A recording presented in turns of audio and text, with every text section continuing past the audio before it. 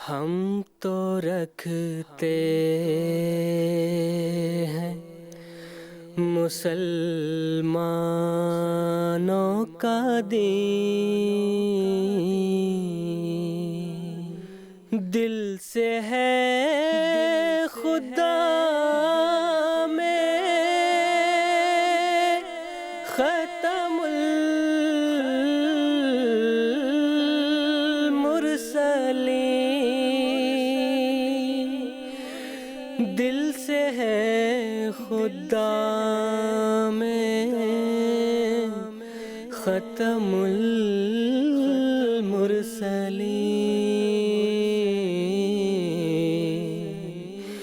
ختم المرسلین۔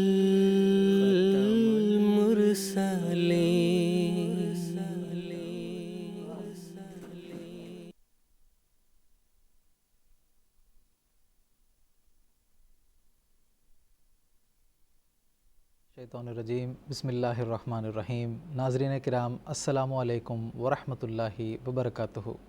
آج 23 جولائی 2016 ہفتے کا دن ہے۔ انڈیا میں اس وقت رات کے 9:30 بجے ہیں اور جی ایم ٹی کے مطابق اس وقت سحر کے 4 بجے ہیں۔ اور ناظرین، یہ وقت ہے پروگرام راہ ہدیٰ کا۔ قادیان دارالایمان سے پروگرام راہ ہدیٰ کی سیریز کے 5ویں ایپیسوڈ کے ساتھ ہم اس وقت آپ کی خدمت میں حاضر ہیں۔ ہمارے ریگولر ویورز پروگرام راہ ہدیٰ کے تعلق سے جانتے ہیں کہ یہ ایک ڈسکشن پروگرام ہے جو انٹریکٹیو بھی ہے، یعنی ہم اپنی گفتگو کے دوران آپ کے ٹیلی فون کالز بھی ریسیو کرتے ہیں، آپ کے سوالات بھی سنتے ہیں اور ان کے جوابات بھی آپ کی خدمت میں پیش کرتے ہیں۔ ہمارے ساتھ اسٹوڈیو میں رابطہ کرنے کے لیے مختلف سہولیات موجود ہیں۔ اگر ناظرین خواہش رکھتے ہیں کہ وہ بھی ہمارے ساتھ اس پروگرام میں شریک گفتگو ہوں تو ہمارے ساتھ ٹیلی فون لائنز کے ذریعے سے کانٹیکٹ کر سکتے ہیں۔ ٹیکسٹ میسیجز، فیکس میسیجز اور ای میلز کی بھی سہولیات موجود ہیں جن کے ذریعے سے آپ اپنے سوالات کو ہمارے علماء کرام کے پینل تک پہنچا سکتے ہیں۔ تو ناظرین، اگر آپ ہمارے ساتھ اس پروگرام میں جڑنا چاہتے ہیں تو ہم سے رابطے کی تفصیل اس وقت آپ اپنے ٹیلی ویژن اسکرین پر ملاحظہ فرما رہے ہیں۔ قادیان دارالایمان سے پروگرام راہ ہدیٰ کی جو سیریز ہم آپ کی خدمت میں پیش کر رہے ہیں، اس میں ہم قرآن مجید کے تعلق سے مختلف عناوین کے تحت ہر ایپیسوڈ آپ کی خدمت میں پیش کر رہے ہیں۔ ہم نے گزشتہ ایپیسوڈز قرآن مجید کی تدوین، جمع، اس کے فضائل اور اس کی پیشگوئیوں کے متعلق قدرے کچھ تفاصیل آپ کی خدمت میں وقت کی رعایت کے مطابق پیش کرنے کی کوشش کی ہے۔ اسی موضوع کو بھی ہم آج آگے بڑھائیں گے۔ آج کے ایپیسوڈ میں بھی اسی سے متعلق کچھ باتیں ہم آپ کی خدمت میں پیش کریں گے۔ آج کے ایپیسوڈ کا عنوان ہے قرآن مجید کے معجزات۔ آج کے اس اہم موضوع پر گفتگو کے لیے جو علماء کرام ہمارے ساتھ قادیان اسٹوڈیوز میں تشریف رکھتے ہیں ان کا میں تعارف کروا دیتا ہوں۔ مکرم و محترم مولانا محمد کریم الدین صاحب شاہد ہیں، ان کے ساتھ تشریف رکھتے ہیں مکرم و محترم مولانا محمد حمید کوثر صاحب۔ دونوں حضرات ہمارے اس پروگرام کے ریگولر اور پرانے پینلسٹ ہیں۔ میں آپ دونوں حضرات کا پروگرام راہ ہدیٰ میں خیر مقدم کرتا ہوں۔ ناظرین کرام، قرآن مجید وہ پاک کتاب ہے جس میں گزشتہ تمام آسمانی، الہامی، مقدس کتب کا مغز اور لب لباب موجود ہے۔ قرآن مجید بار بار دنیا کے سامنے یہ چیلنج پیش کرتا ہے کہ اگر کوئی یہ خیال کرتا ہے کہ قرآن مجید خدا تعالیٰ کا کلام نہیں ہے اور قرآن مجید کو انسانی طاقت کے اندر گمان کرتا ہے تو قرآن مجید اس کے سامنے یہ چیلنج پیش کرتا ہے تو پھر اس جیسی کوئی مثال جو ظاہری اور باطنی کمالات پر مشتمل ہو پیش کیا جائے۔ قرآن مجید اعجاز کے اعتبار سے ہر لحاظ سے اکمل، اتم اور کامل ہے۔ بانی سلسلہ عالیہ احمدیہ حضرت اقدس مرزا غلام احمد صاحب قادیانی مسیح موعود و مہدی موعود علیہ السلام نے اپنی مختلف تصانیف میں قرآن مجید کے معجزات کی مختلف اقسام اور مختلف نوع بیان فرمائے ہیں۔ جیسے کہ آپ نے بتایا کہ قرآن مجید علمی لحاظ سے بھی اور عقلی اعتبار سے بھی اور روحانی لحاظ سے بھی ہر لحاظ سے قرآن مجید اپنے معجزات کو دنیا کے سامنے پیش کرتا چلا جاتا ہے۔ قرآن مجید کا مطالعہ کرنے والا ہر زمانے میں قرآن مجید کے معجزات کا مشاہدہ کرتا ہے۔ جیسے جیسے انسانی عقل زمانے کی ترقی کے ساتھ ساتھ ترقی پذیر ہوتی ہے، قرآن مجید انسان کی فطری استعداد اور اس کی روحانی صلاحیت کے مطابق اپنے علوم کا خزانہ انسان پر ظاہر کرتا ہے اور اپنے معجزات کو دنیا کے سامنے پیش کرتا چلا جاتا ہے۔ قرآن مجید کی تعلیمات انسانی فطرت اور انسانی فطری اخلاق کے عین مطابق ہیں۔ کوئی ایسا دینی مسئلہ نہیں ہے جس کا قرآن مجید میں ذکر موجود نہ ہو، بلکہ قرآن مجید انسان کو روحانی ترقی کے اعلیٰ مدارج کو طے کرنے میں اس کی مدد کرتا ہے، اور قرآن مجید انسان کے اندر اور قرآن مجید کے روحانی تاثیرات انسان کے اندر ایک عظیم الشان روحانی انقلاب برپا کر دیتا ہے۔ قرآن مجید اپنی ذات میں ایسی صفات رکھتا ہے کہ اس کو کسی خارجی تصرف کی ضرورت نہیں جو قرآن مجید کے معجزات کو دنیا کے سامنے پیش کرے، لیکن اگر خارجی تصرف قرآن مجید کے معجزات کو ظاہر کرنے کے لیے اگر دیا جاتا ہے تو وہ ایسے ہی ایک زیور کی مانند ہے جو خوبوں کو دیا جاتا ہے۔ جیسا کہ میں نے بتایا، قرآن مجید میں ہر قسم کے اعجاز اعلیٰ، اکمل اور اتم طور پر پائے جاتے ہیں۔ اگر فصاحت و بلاغت کے لحاظ سے قرآن مجید کا مطالعہ کرتے ہیں تو جس زمانے میں قرآن مجید کا نزول ہوا، اس زمانے میں جو عرب اقوام تھیں وہ بالخصوص شعر و شاعری کی طرف غیر معمولی طور پر مائل تھیں۔ اس زمانے میں بھی قرآن مجید نے اپنا ادب کی مثال دنیا کے سامنے پیش کی ہے اور اس کو چیلنج کے طور پر پیش کیا، اور جیسے جیسے زمانہ ترقی کرتا چلا گیا اور ادب میں بھی ترقی ہوئی، تو آج کے زمانے میں بھی جب کوئی شخص قرآن مجید کا مطالعہ کرتا ہے تو ایسا محسوس کرتا ہے کہ ادب کی ترقی کے ساتھ ساتھ قرآن مجید کے بھی حقائق اور معارف دنیا کے سامنے پیش ہو رہے ہیں۔ مثال کے طور پر آج کل مخفف کے ساتھ زبانیں سامنے آ رہی ہیں، تو قرآن مجید میں بھی حروف مقطعات کے صورت میں اللہ تعالیٰ نے اس لذت کا ایک حصہ ڈال دیا ہے تاکہ آج کے ترقی یافتہ زمانے میں جب ادب کی کافی ترقی ہو چکی ہے، اس زمانے میں بھی اگر کوئی قرآن مجید کا مطالعہ کرتا ہے تو وہ بھی محسوس کرتا ہے کہ قرآن مجید اس کی فطرت اور اس کی علمی ترقی اور اس کی عقلی صلاحیت کے عین مطابق ہے۔ غرض قرآن مجید ہر اعتبار سے معجزہ ہے، بلکہ ایک زندہ معجزہ ہے جو کبھی ختم ہونے والا معجزہ نہیں ہے۔ انسان جس زاویہ سے بھی قرآن مجید پر نظر ڈالتا ہے اور اس کے حقائق اور معارف پر غور اور تدبر کرنا شروع کرتا ہے تو اس کے غیر معمولی فیوز و برکات سے محظوظ ہوئے بغیر انسان نہیں رہ سکتا ہے۔ اس مختصر سی تمہید کے بعد میں اپنے ناظرین کو ایک مرتبہ پھر آج کے پروگرام کا عنوان یاد دلانا چاہتا ہوں کہ آج کے پروگرام میں ہم قرآن مجید کے معجزات کے تعلق سے بات کریں گے۔ ہمارے موضوع سے ریلیٹڈ آپ کے ذہن میں سوالات ہیں تو ہمیں ضرور ٹیلی فون کیجیے گا۔ ہمارے ٹیلی فون لائنز اس وقت سے آپ کے لیے ایکٹیویٹڈ ہیں اور ہم سے رابطے کی تفصیل اس وقت آپ اپنے ٹیلی ویژن اسکرین پر بھی ملاحظہ فرما رہے ہیں۔ اس مختصر سی تمہید کے بعد سب سے پہلے میں آج کی گفتگو کا آغاز محترم مولانا محمد کریم الدین صاحب شاہد سے کرنا چاہوں گا۔ ہم سیدنا حضرت اقدس مسیح موعود علیہ السلام کے جو حقائق و معروف جو آپ نے قرآن مجید کے بیان فرمائے ہیں اس سے ہم اپنی گفتگو کا آغاز کریں گے۔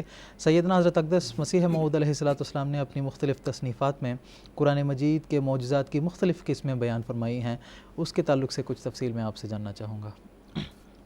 جزاک اللہ۔ بسم اللہ الرحمن الرحیم۔ ناظرین کرام،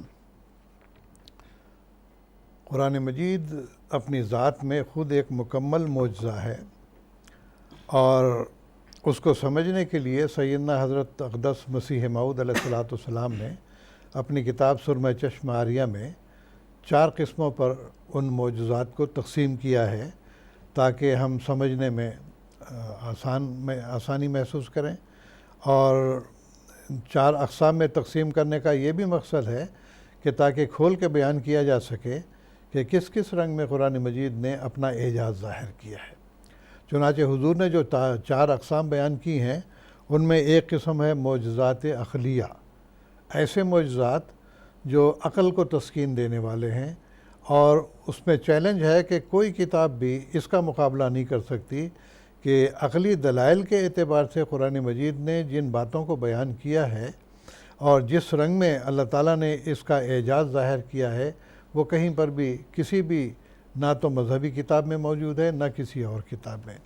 دوسری قسم آپ نے یہ بیان کی ہے دلائل معجزات علمیہ، علمی اعتبار سے قرآن مجید نے جو حقائق اور معارف بیان فرمائے ہیں ان کا بھی کوئی مقابلہ نہیں کر سکتا۔ تیسرے آپ نے یہ بیان کیا کہ وہ معجزات جو کہ تاثیر کا رنگ رکھتے ہیں، روحانی برکات اپنے اندر رکھتے ہیں، کہ قرآن مجید نے آ کر دنیا میں کیا انقلاب پیدا کیا، تو اس رنگ میں بہت ساری مثالیں آپ نے بیان فرمائی ہیں، اور تاریخ اس بات پر شاہد ہے، اور بلکہ یہ باتیں ایسی ہیں جو بالکل ایک ناسمجھ آدمی کو بھی سمجھ میں آ جاتی ہے کہ قرآن مجید نے کیا تاثیر دکھلائی ہے۔ تو یہ برکات روحانیہ ہیں جو ایک معجزے کا رنگ رکھتی ہیں۔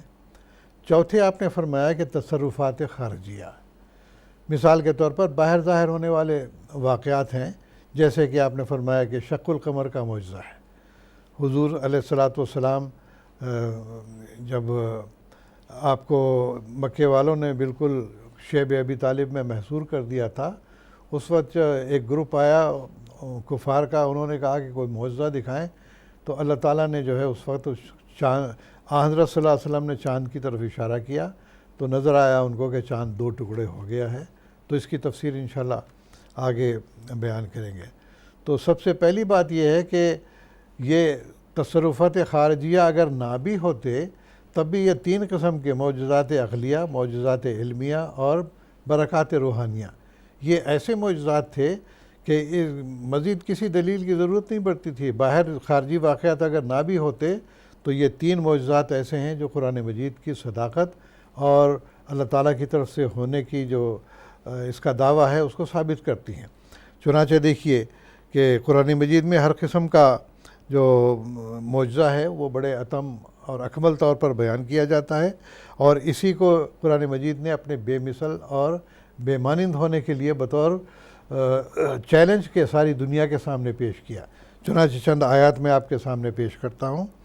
اللہ تعالیٰ نے فرمایا قُلْ لَئِنِ اجْتَمَعَتِ الْإِنسُ وَالْجِنُّ عَلَىٰ أَن يَأْتُوا بِمِثْلِ هَٰذَا الْقُرْآنِ لَا يَأْتُونَ بِمِثْلِهِ وَلَوْ كَانَ بَعْضُهُمْ لِبَعْضٍ ظَهِيرًا۔ یہ سورۃ بنی اسرائیل کی 99ویں آیت ہے کہ تو کہہ دے اے محمد صلی اللہ علیہ وسلم، تو اس بات کو کھول کر بیان کر دے کہ اگر دنیا کے تمام انسان اور تمام بڑے لوگ، جن سے مراد ہے بڑے لوگ، تو وہ اس بات کو کرنا چاہیں کہ قرآن مجید کی مثل بیان کر لا سکیں، تو اللہ تعالیٰ نے چیلنج دیا کہ لا یاتون بمثلہ، قرآن مجید کی مثل پیش نہیں کر سکتے، اگرچہ ولو کان بعضهم لبعض ظہیرا، سارے لوگ مل کر ایک دوسرے کی مدد کر لیں، یہ چیلنج ہے۔ لیکن یہ 1400 سال گزر گئے ہیں، لیکن قرآن مجید میں جو حقائق اور معارف بیان ہوئے ہیں ان کا کوئی بھی مقابلہ نہیں کر سکا، نہ اس کی مثل پیش کر سکا۔ بعض لوگوں نے مضحکہ خیز قسم کی مثالیں پیش کی ہیں، لیکن وہ تو صرف ایک تمسخر کی بات ہوتی ہے۔ تو بہرحال ہم اس بات میں نہیں جاتے۔ اسی طرح اللہ تعالیٰ نے فرمایا ما فرطنا فی ھذا الکتاب من شیء، الانعام آیت 39، کہ اس کتاب میں ہم نے کسی قسم کی کوئی کسر نہیں چھوڑی ہے، ہر قسم کے علوم اور معارف اس کے اندر بیان کر دیے ہوئے ہیں۔ تو یہ دنیا کو چیلنج ہے کہ اگر کوئی اس کا مقابلہ کرنا چاہتا ہے تو جو حقائق اور معارف ہم نے اس میں بیان کیے ہوئے ہیں وہ اس کا مقابلہ کر کے دکھائیں۔ اسی طرح فرمایا وَنَزَّلْنَا عَلَيْكَ الْكِتَابَ تِبْيَانًا لِكُلِّ شَيْءٍ، سورۃ نحل آیت 90، کہ ہم نے اس کتاب کو محمد مصطفیٰ محمد صلی اللہ علیہ وسلم، تجھ پر اس کتاب کو ہم نے نازل کیا ہے تِبْيَانًا لِكُلِّ شَيْءٍ، ہر چیز کو کھول کر بیان کرنے والی ہے، کوئی بات اس کے اندر مبہم نہیں ہے، جیسا کہ بعض دوسری کتابوں کے اندر ہم دیکھتے ہیں، چاہے وہ مذہبی کتب ہوں یا جن کو الہامی کتاب ہونے کا دعویٰ ہو، اس کے اندر بہت سارے مبہمات ہیں جن کی تفصیل بعد میں لوگوں کو بیان کرنی پڑی ہے۔ اللہ تعالیٰ فرماتا ہے یتلو صحفا مطہرہ فیہا کتب قیمہ، البینہ آیت 3-4، کہ یہ کتاب ایسی کتاب ہے جو مقدس اور مطہر پاکیزہ صحائف پر مشتمل ہے، اور پاکیزہ اس لحاظ سے بھی کہا ہے کہ اس کے اندر وہ قوت اور تاثیر ہے کہ جس کے نتیجے میں اس کے اندر نہ تو کوئی بیہودہ بات ہے، نہ کوئی تمسخر کی بات ہے، اور نہ کسی قسم کی ایسے ہی لایانی قسم کی باتیں ہیں، بلکہ مطہرہ پاکیزہ باتیں اس کے اندر بیان کی۔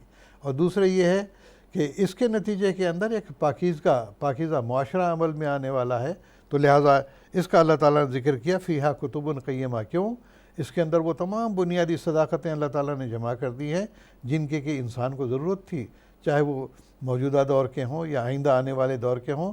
تو ہم اسی واسطے کہتے ہیں کہ قیامت تک کے لیے یہ شریعت کی کامل کتاب ہے۔ پھر اللہ تعالیٰ نے فرمایا وَإِن كُنتُمْ فِي رَيْبٍ مِّمَّا نَزَّلْنَا عَلَىٰ عَبْدِنَا فَأْتُوا بِسُورَةٍ مِّثْلِهِ، یہ پھر البقرہ کی آیت 24-25 میں اللہ تعالیٰ نے ذکر کیا کہ اگر تمہیں شک ہے کہ یہ جو کتاب ہم نے نازل کی ہے، جو ہم نے اپنے بندے پر نازل کی ہے، یہ اس میں کوئی شک و شبہ ہے تمہیں، فاتو بصورت مثلہ، ایک صورت ہی بنا کے بیان کر دو، سارے قرآن کی تو دور کی بات ہے، ایک صورت بنا کے دکھا دو، فَإِن لَمْ تَفْعَلُوا وَلَن تَفْعَلُوا فَاتَّقُوا النَّارَ الَّتِي وَقُودُهَا النَّاسُ وَالْحِجَارَةُ أُعِدَّتْ لِلْكَافِرِينَ کہ فَإِن لَمْ تَفْعَلُوا اگر تم نہ کر سکو اور ہرگز نہیں کر سکو گے، چیلنج ہے اس میں، ایک تو کہا کہ کر کے دکھاؤ لیکن تم کر نہیں سکو گے اور ہرگز تم کو اس پہ قدرت حاصل نہیں ہوگی، تو فرمایا فَاتَّقُوا النَّارَ الَّتِي وَقُودُهَا النَّاسُ وَالْحِجَارَةُ کہ تم جن بتوں کی پرستش کرتے ہو یہ پتھر ہیں اور ان کا جو ہے لوگ بھی ہوں گے اور تمہارے جو معبود پتھر کے بنائے ہوئے ہیں یہ بھی اس آگ میں جلتے رہیں گے۔ تو گویا کہ یہ ناکامی کی طرف اعتراض کر دیا، ناکامی کی طرف اشارہ کیا اس میں۔ پھر فرمایا لو انزلنا ھذا القرآن علی جبل لرأیتہ خاشعا متصدعا من خشیۃ اللہ کہ اگر ہم اس کے قرآن کو کسی پہاڑ پر بھی نازل کرتے تو اس کے اندر وہ تاثیر ہے، اس کے اندر یہ قوت ہے کہ وہ پہاڑ کو بھی ٹکڑے ٹکڑے کر دیتا ہے، اس کے اندر اتنی قوت ہے۔ وَتِلْكَ الْأَمْثَالُ نَضْرِبُهَا لِلنَّاسِ لَعَلَّهُمْ يَتَفَكَّرُونَ یہ تمام باتیں ہم کھول کھول کر اس لحاظ سے بطور مثال کے بیان کرتے ہیں تاکہ لوگ غور و فکر کریں اس کے اندر۔ تو قرآن نے توجہ دلائی ہے لوگوں کو، غور و فکر کرو علمی لحاظ سے، عقلی لحاظ سے، روحانی تاثیرات کے اعتبار سے۔ تو اس لحاظ سے جیسا کہ میں نے ذکر کیا ہے کہ حضرت مسیح موعود علیہ السلام نے 4 اقسام پر جو تقسیم کیا، تو پہلی بات یہ لیتے ہیں جو معجزات عقلیہ ہیں۔ تو حضور علیہ السلام نے فرمایا کہ دیکھو یہ عقلی معجزات اس لحاظ سے کہ اللہ تعالیٰ کی ہستی، اس کا وجود، کہ واقعی خدا موجود ہے، اس بارے میں اس نے کھول کر علوم کی وہ ساری اصناف کو استعمال کیا۔ وہ عقلی باتیں چاہے وہ فلسفے سے تعلق رکھتی ہوں، منطق سے تعلق رکھتی ہوں یا حیث سے تعلق رکھتی ہوں، کسی بھی علم سے تعلق رکھتی ہوں، اللہ تعالیٰ نے ان سب کو یکجا کر کے قرآن مجید میں ہستی باری تعالیٰ کے دلائل دیے ہیں۔ جو عقلی علوم تھے ان کو پہلی کتابوں نے تو، یا جو فلاسفر تھے ان لوگوں نے فلسفہ تو بیان کر دیا، یا یہ کہ ان لوگوں نے منطق بیان کر دی یا اور علوم بیان کر دیے، لیکن ان علوم کو خدا تعالیٰ کی ہستی کے لیے اور دین کے صداقت ثابت کرنے کے لیے کبھی استعمال نہیں کیا، بلکہ وہ تو منطق فلسفے میں ایسے بہہ گئے ہیں کہ وہ بعض تو دہریے ہو گئے، انہوں نے دین کو ہی چھوڑ دیا، کوئی دلیل نہیں دے سکے۔ لیکن قرآن مجید نے عقلی دلائل اس رنگ میں اللہ تعالیٰ کی ہستی کے دیے ہیں کہ انسان کو مجبور ہو کر ماننا پڑتا ہے کہ ہاں اس کا کوئی خالق اور مالک ہونا چاہیے، خالقیت کے بارے میں بھی۔ چنانچہ دیکھیے قرآن مجید نے خاص طور پر اس بات کو بیان کیا ہے اللہ تعالیٰ کی ہستی کا وجود کیا ہے۔ ایک فلسفی اگر غور کرتا ہوا چلتا چلا جائے گا تو وہ دیکھے گا یہ کائنات جو اتنی بڑی بنی ہے یہ کسی طرح سے بھی از خود نہیں ہو سکتی، اس کا یقیناً کوئی بنانے والا ہوگا۔ تو حضرت مسیح موعود علیہ السلام نے جو دلائل دیے ہیں اس میں یہ بات خاص طور پر بیان کی ہے کہ فلسفی تو یہاں پر آ کر رک جاتا ہے کہ ہونا چاہیے، کہ خدا ہونا چاہیے یا کوئی ایسی ہستی ہے جس نے یہ کائنات پیدا کی ہے، جس نے انسان پیدا کیے ہیں اور جس نے انسان کی ہدایت کے راستے دیے ہیں۔ لیکن قرآن مجید کھول کر بیان کرتا ہے کہ ہونا چاہیے نہیں، بلکہ میں موجود ہوں، انا الموجود کہہ کے وہ اپنے الہام و کلام سے اپنے بندوں کو نوازتا ہے۔ چنانچہ مسیح موعود علیہ السلام نے ایک جگہ فرمایا ہے کہ قدرت سے اپنی ذات کا دیتا ہے حق ثبوت، اس بے نشاں کی چہرہ نمائی یہی تو ہے۔ تو اسی طرح آپ نے فرمایا ہے کہ بن دیکھے کس طرح کسی ماہ رخ پہ آئے دل، کیوں کر کوئی خیالی صنم سے لگائے دل، دیدار گر نہیں ہے تو گفتار ہی صحیح، حسن و جمال یار کے آثار ہی صحیح۔ تو یہ حسن و جمال کے تمام جو آثار ہیں وہ قرآن مجید میں بڑی تفصیل سے بیان ہی ہوئے ہیں۔ تو اللہ تعالیٰ کی ہستی کے ثبوت اس کے اندر ہیں۔ پھر یہ کہ خدا تعالیٰ واقعی خالق بھی ہے اور مالک بھی ہے۔ بعض لوگ یہ کہتے ہیں کہ جی وہ خالق تو نہیں ہے، روح اور مادہ اس نے نہیں پیدا کیے ہیں، بلکہ وہ روحوں کو اور مادہ کو لے کے جوڑ توڑ کر کے دنیا بناتا ہے۔ حالانکہ ایسی بات نہیں۔ اللہ تعالیٰ نے جب کچھ نہیں تھا تب اس نے اپنے قدرت سے ہر چیز پیدا کی۔ تو اللہ تعالیٰ فرماتا ہے کہ ہر چیز کو اللہ تعالیٰ نے اپنی قدرت سے پیدا کیا ہے۔ اور اسی طرح اللہ تعالیٰ فرماتا ہے کہ میں خالق ہوں، میں مالک ہوں، میں واحد ہوں، لا شریک ہوں، قل هو اللہ احد۔ اللہ تعالیٰ فرماتا ہے وحدانیت کے دلائل اس نے دیے ہیں کہ لو کان فیہما آلہۃ الا اللہ لفسدتا، بڑی عقلی دلیل دی ہے کہ دو اگر خدا ہوتے دنیا میں تو یہ زمین تباہ و ساری دنیا کیا ساری کائنات ہی تباہ و برباد ہو جاتی۔ اب عقلی طور پر انسان سمجھتا ہے کہ کسی ایک ملک کے دو بادشاہ اگر ہوں تو لازمی بات ہے کہ دونوں کے درمیان ٹکراؤ ہوگا، اور اگر دونوں کی اگر حکومت بانٹ بھی جائے تو کسی نہ کسی وقت لڑائی بھی ہو سکتی ہے۔ دنیا دیکھ رہی ہے، آج بھی ہمارے سامنے موجود ہے کس طرح لڑائیاں ہو رہی ہیں زمین پہ قبضہ کرنے کے لیے، لوگوں کے اوپر قبضہ کرنے کے لیے۔ تو اللہ تعالیٰ فرماتا ہے کہ اگر دو خدا اگر مانے جائیں، ایک سے زائد خدا مانے جائیں، لفسدتا، تو یہ عقلی دلیل ہے کہ فساد برپا ہو جاتا ہے، ایک خدا کچھ کرتا دوسرا خدا کچھ کرتا۔ آج انسان کی شاید یہ شکل بھی نہ ہوتی، کوئی کہتا ہے کہ میں ناک یہاں لگاؤں گا، دوسرا کہتا ہے کہ میں ادھر لگاؤں گا، تو یہ بہرحال یہ سوچنے والی بات ہے۔ تو وحدانیت کے اللہ تعالیٰ نے ایسے عقلی دلائل اس کے اندر دیے ہوئے قرآن مجید میں کہ کسی اور کتاب میں یہ بات نہیں پائی جاتی۔ خالقیت کے بارے میں پھر اللہ تعالیٰ نے دیا، پچھلے ایپیسوڈ میں بھی ہم نے ذکر کیا، انشاءاللہ آگے بھی اس کا بیان آئے گا کہ کس طرح سے اللہ تعالیٰ نے اپنی قدرت سے یہ تمام کائنات کو بنایا ہے، کائنات کے ساتھ پھر انسان کو پیدا کیا۔ یہ ساری دلیلیں اللہ تعالیٰ نے قرآن مجید میں دی ہیں کہ اگر تمہیں قدرت ہے تو بنا کے دکھاؤ، اور یہ جو تم اپنے خدا کے سوا جن معبودوں کو تم پوج رہے ہو، ان کے اندر تو یہ طاقت بھی نہیں ہے کہ وہ ایک مکھی بھی پیدا کر سکے۔ وہ لو اجتمعوا بہ کا بھی الفاظ آتے ہیں کہ ان کے اندر یہ قدرت نہیں ہے کہ ساری باتیں تو چھوڑ دو، ایک مکھی ہی پیدا کر کے دکھا دیں، نہیں کر سکتے ہیں، اس واسطے قدرت نہیں ان کو۔ تو یہ خالقیت کا ہونا یہ بھی اللہ تعالیٰ کی ہستی کی ایک عقلی دلیل ہے۔ جیسا کہ حضرت ابراہیم علیہ السلام کا واقعہ قرآن مجید میں بیان ہوا ہے کہ ایک بادشاہ کے ساتھ جو نمرود تھا غالباً، اس کے ساتھ مباحثہ ہو رہا تھا، تو حضرت ابراہیم علیہ السلام نے دلیل دی کہ میرا رب جو ہے وہ مارتا ہے اور جلاتا ہے۔ اس نے کہا یہ کیا بات ہے، میں بھی مارتا جلاتا ہوں، دو چار آدمی منگائے، اس نے کہا کہ ان کو مار دو، ان کو زندہ رکھو، یہ تو قدرت مجھ میں بھی ہے۔ تو انہوں نے کہا اچھا یہ نہیں سمجھے گا اس طرح، تو انہوں نے دلیل دی کہ اللہ تعالیٰ تو سورج کو مشرق سے لاتا ہے، تم مغرب سے نکال کر دکھا دو۔ تو قرآن میں آتا فَبُہِتَ الَّذِي کَفَرَ، اب اس پہ وہ حیران رہ گیا کہ یہ قدرت تو مجھے نہیں ہے۔ تو بہرحال اس کی قدرت کا کوئی انتہا نہیں پا سکتا۔ تو اللہ تعالیٰ کی قدرت اور اس کی خالقیت و مالکیت اور اس کے ساتھ ساتھ اس کا واحد ہونا، لا شریک ہونا، یہ تمام ایسی عقلی باتیں ہیں کہ اس کا پھر زندہ خدا کا لوگوں کے ساتھ تعلق ہونا، یہ اظہار کرنا کہ میں موجود ہوں، وہ خود آواز دے کے کہتا ہے کہ میں موجود ہوں۔ تو یہ عقلی دلائل قرآن مجید نے پیش کیے ہیں۔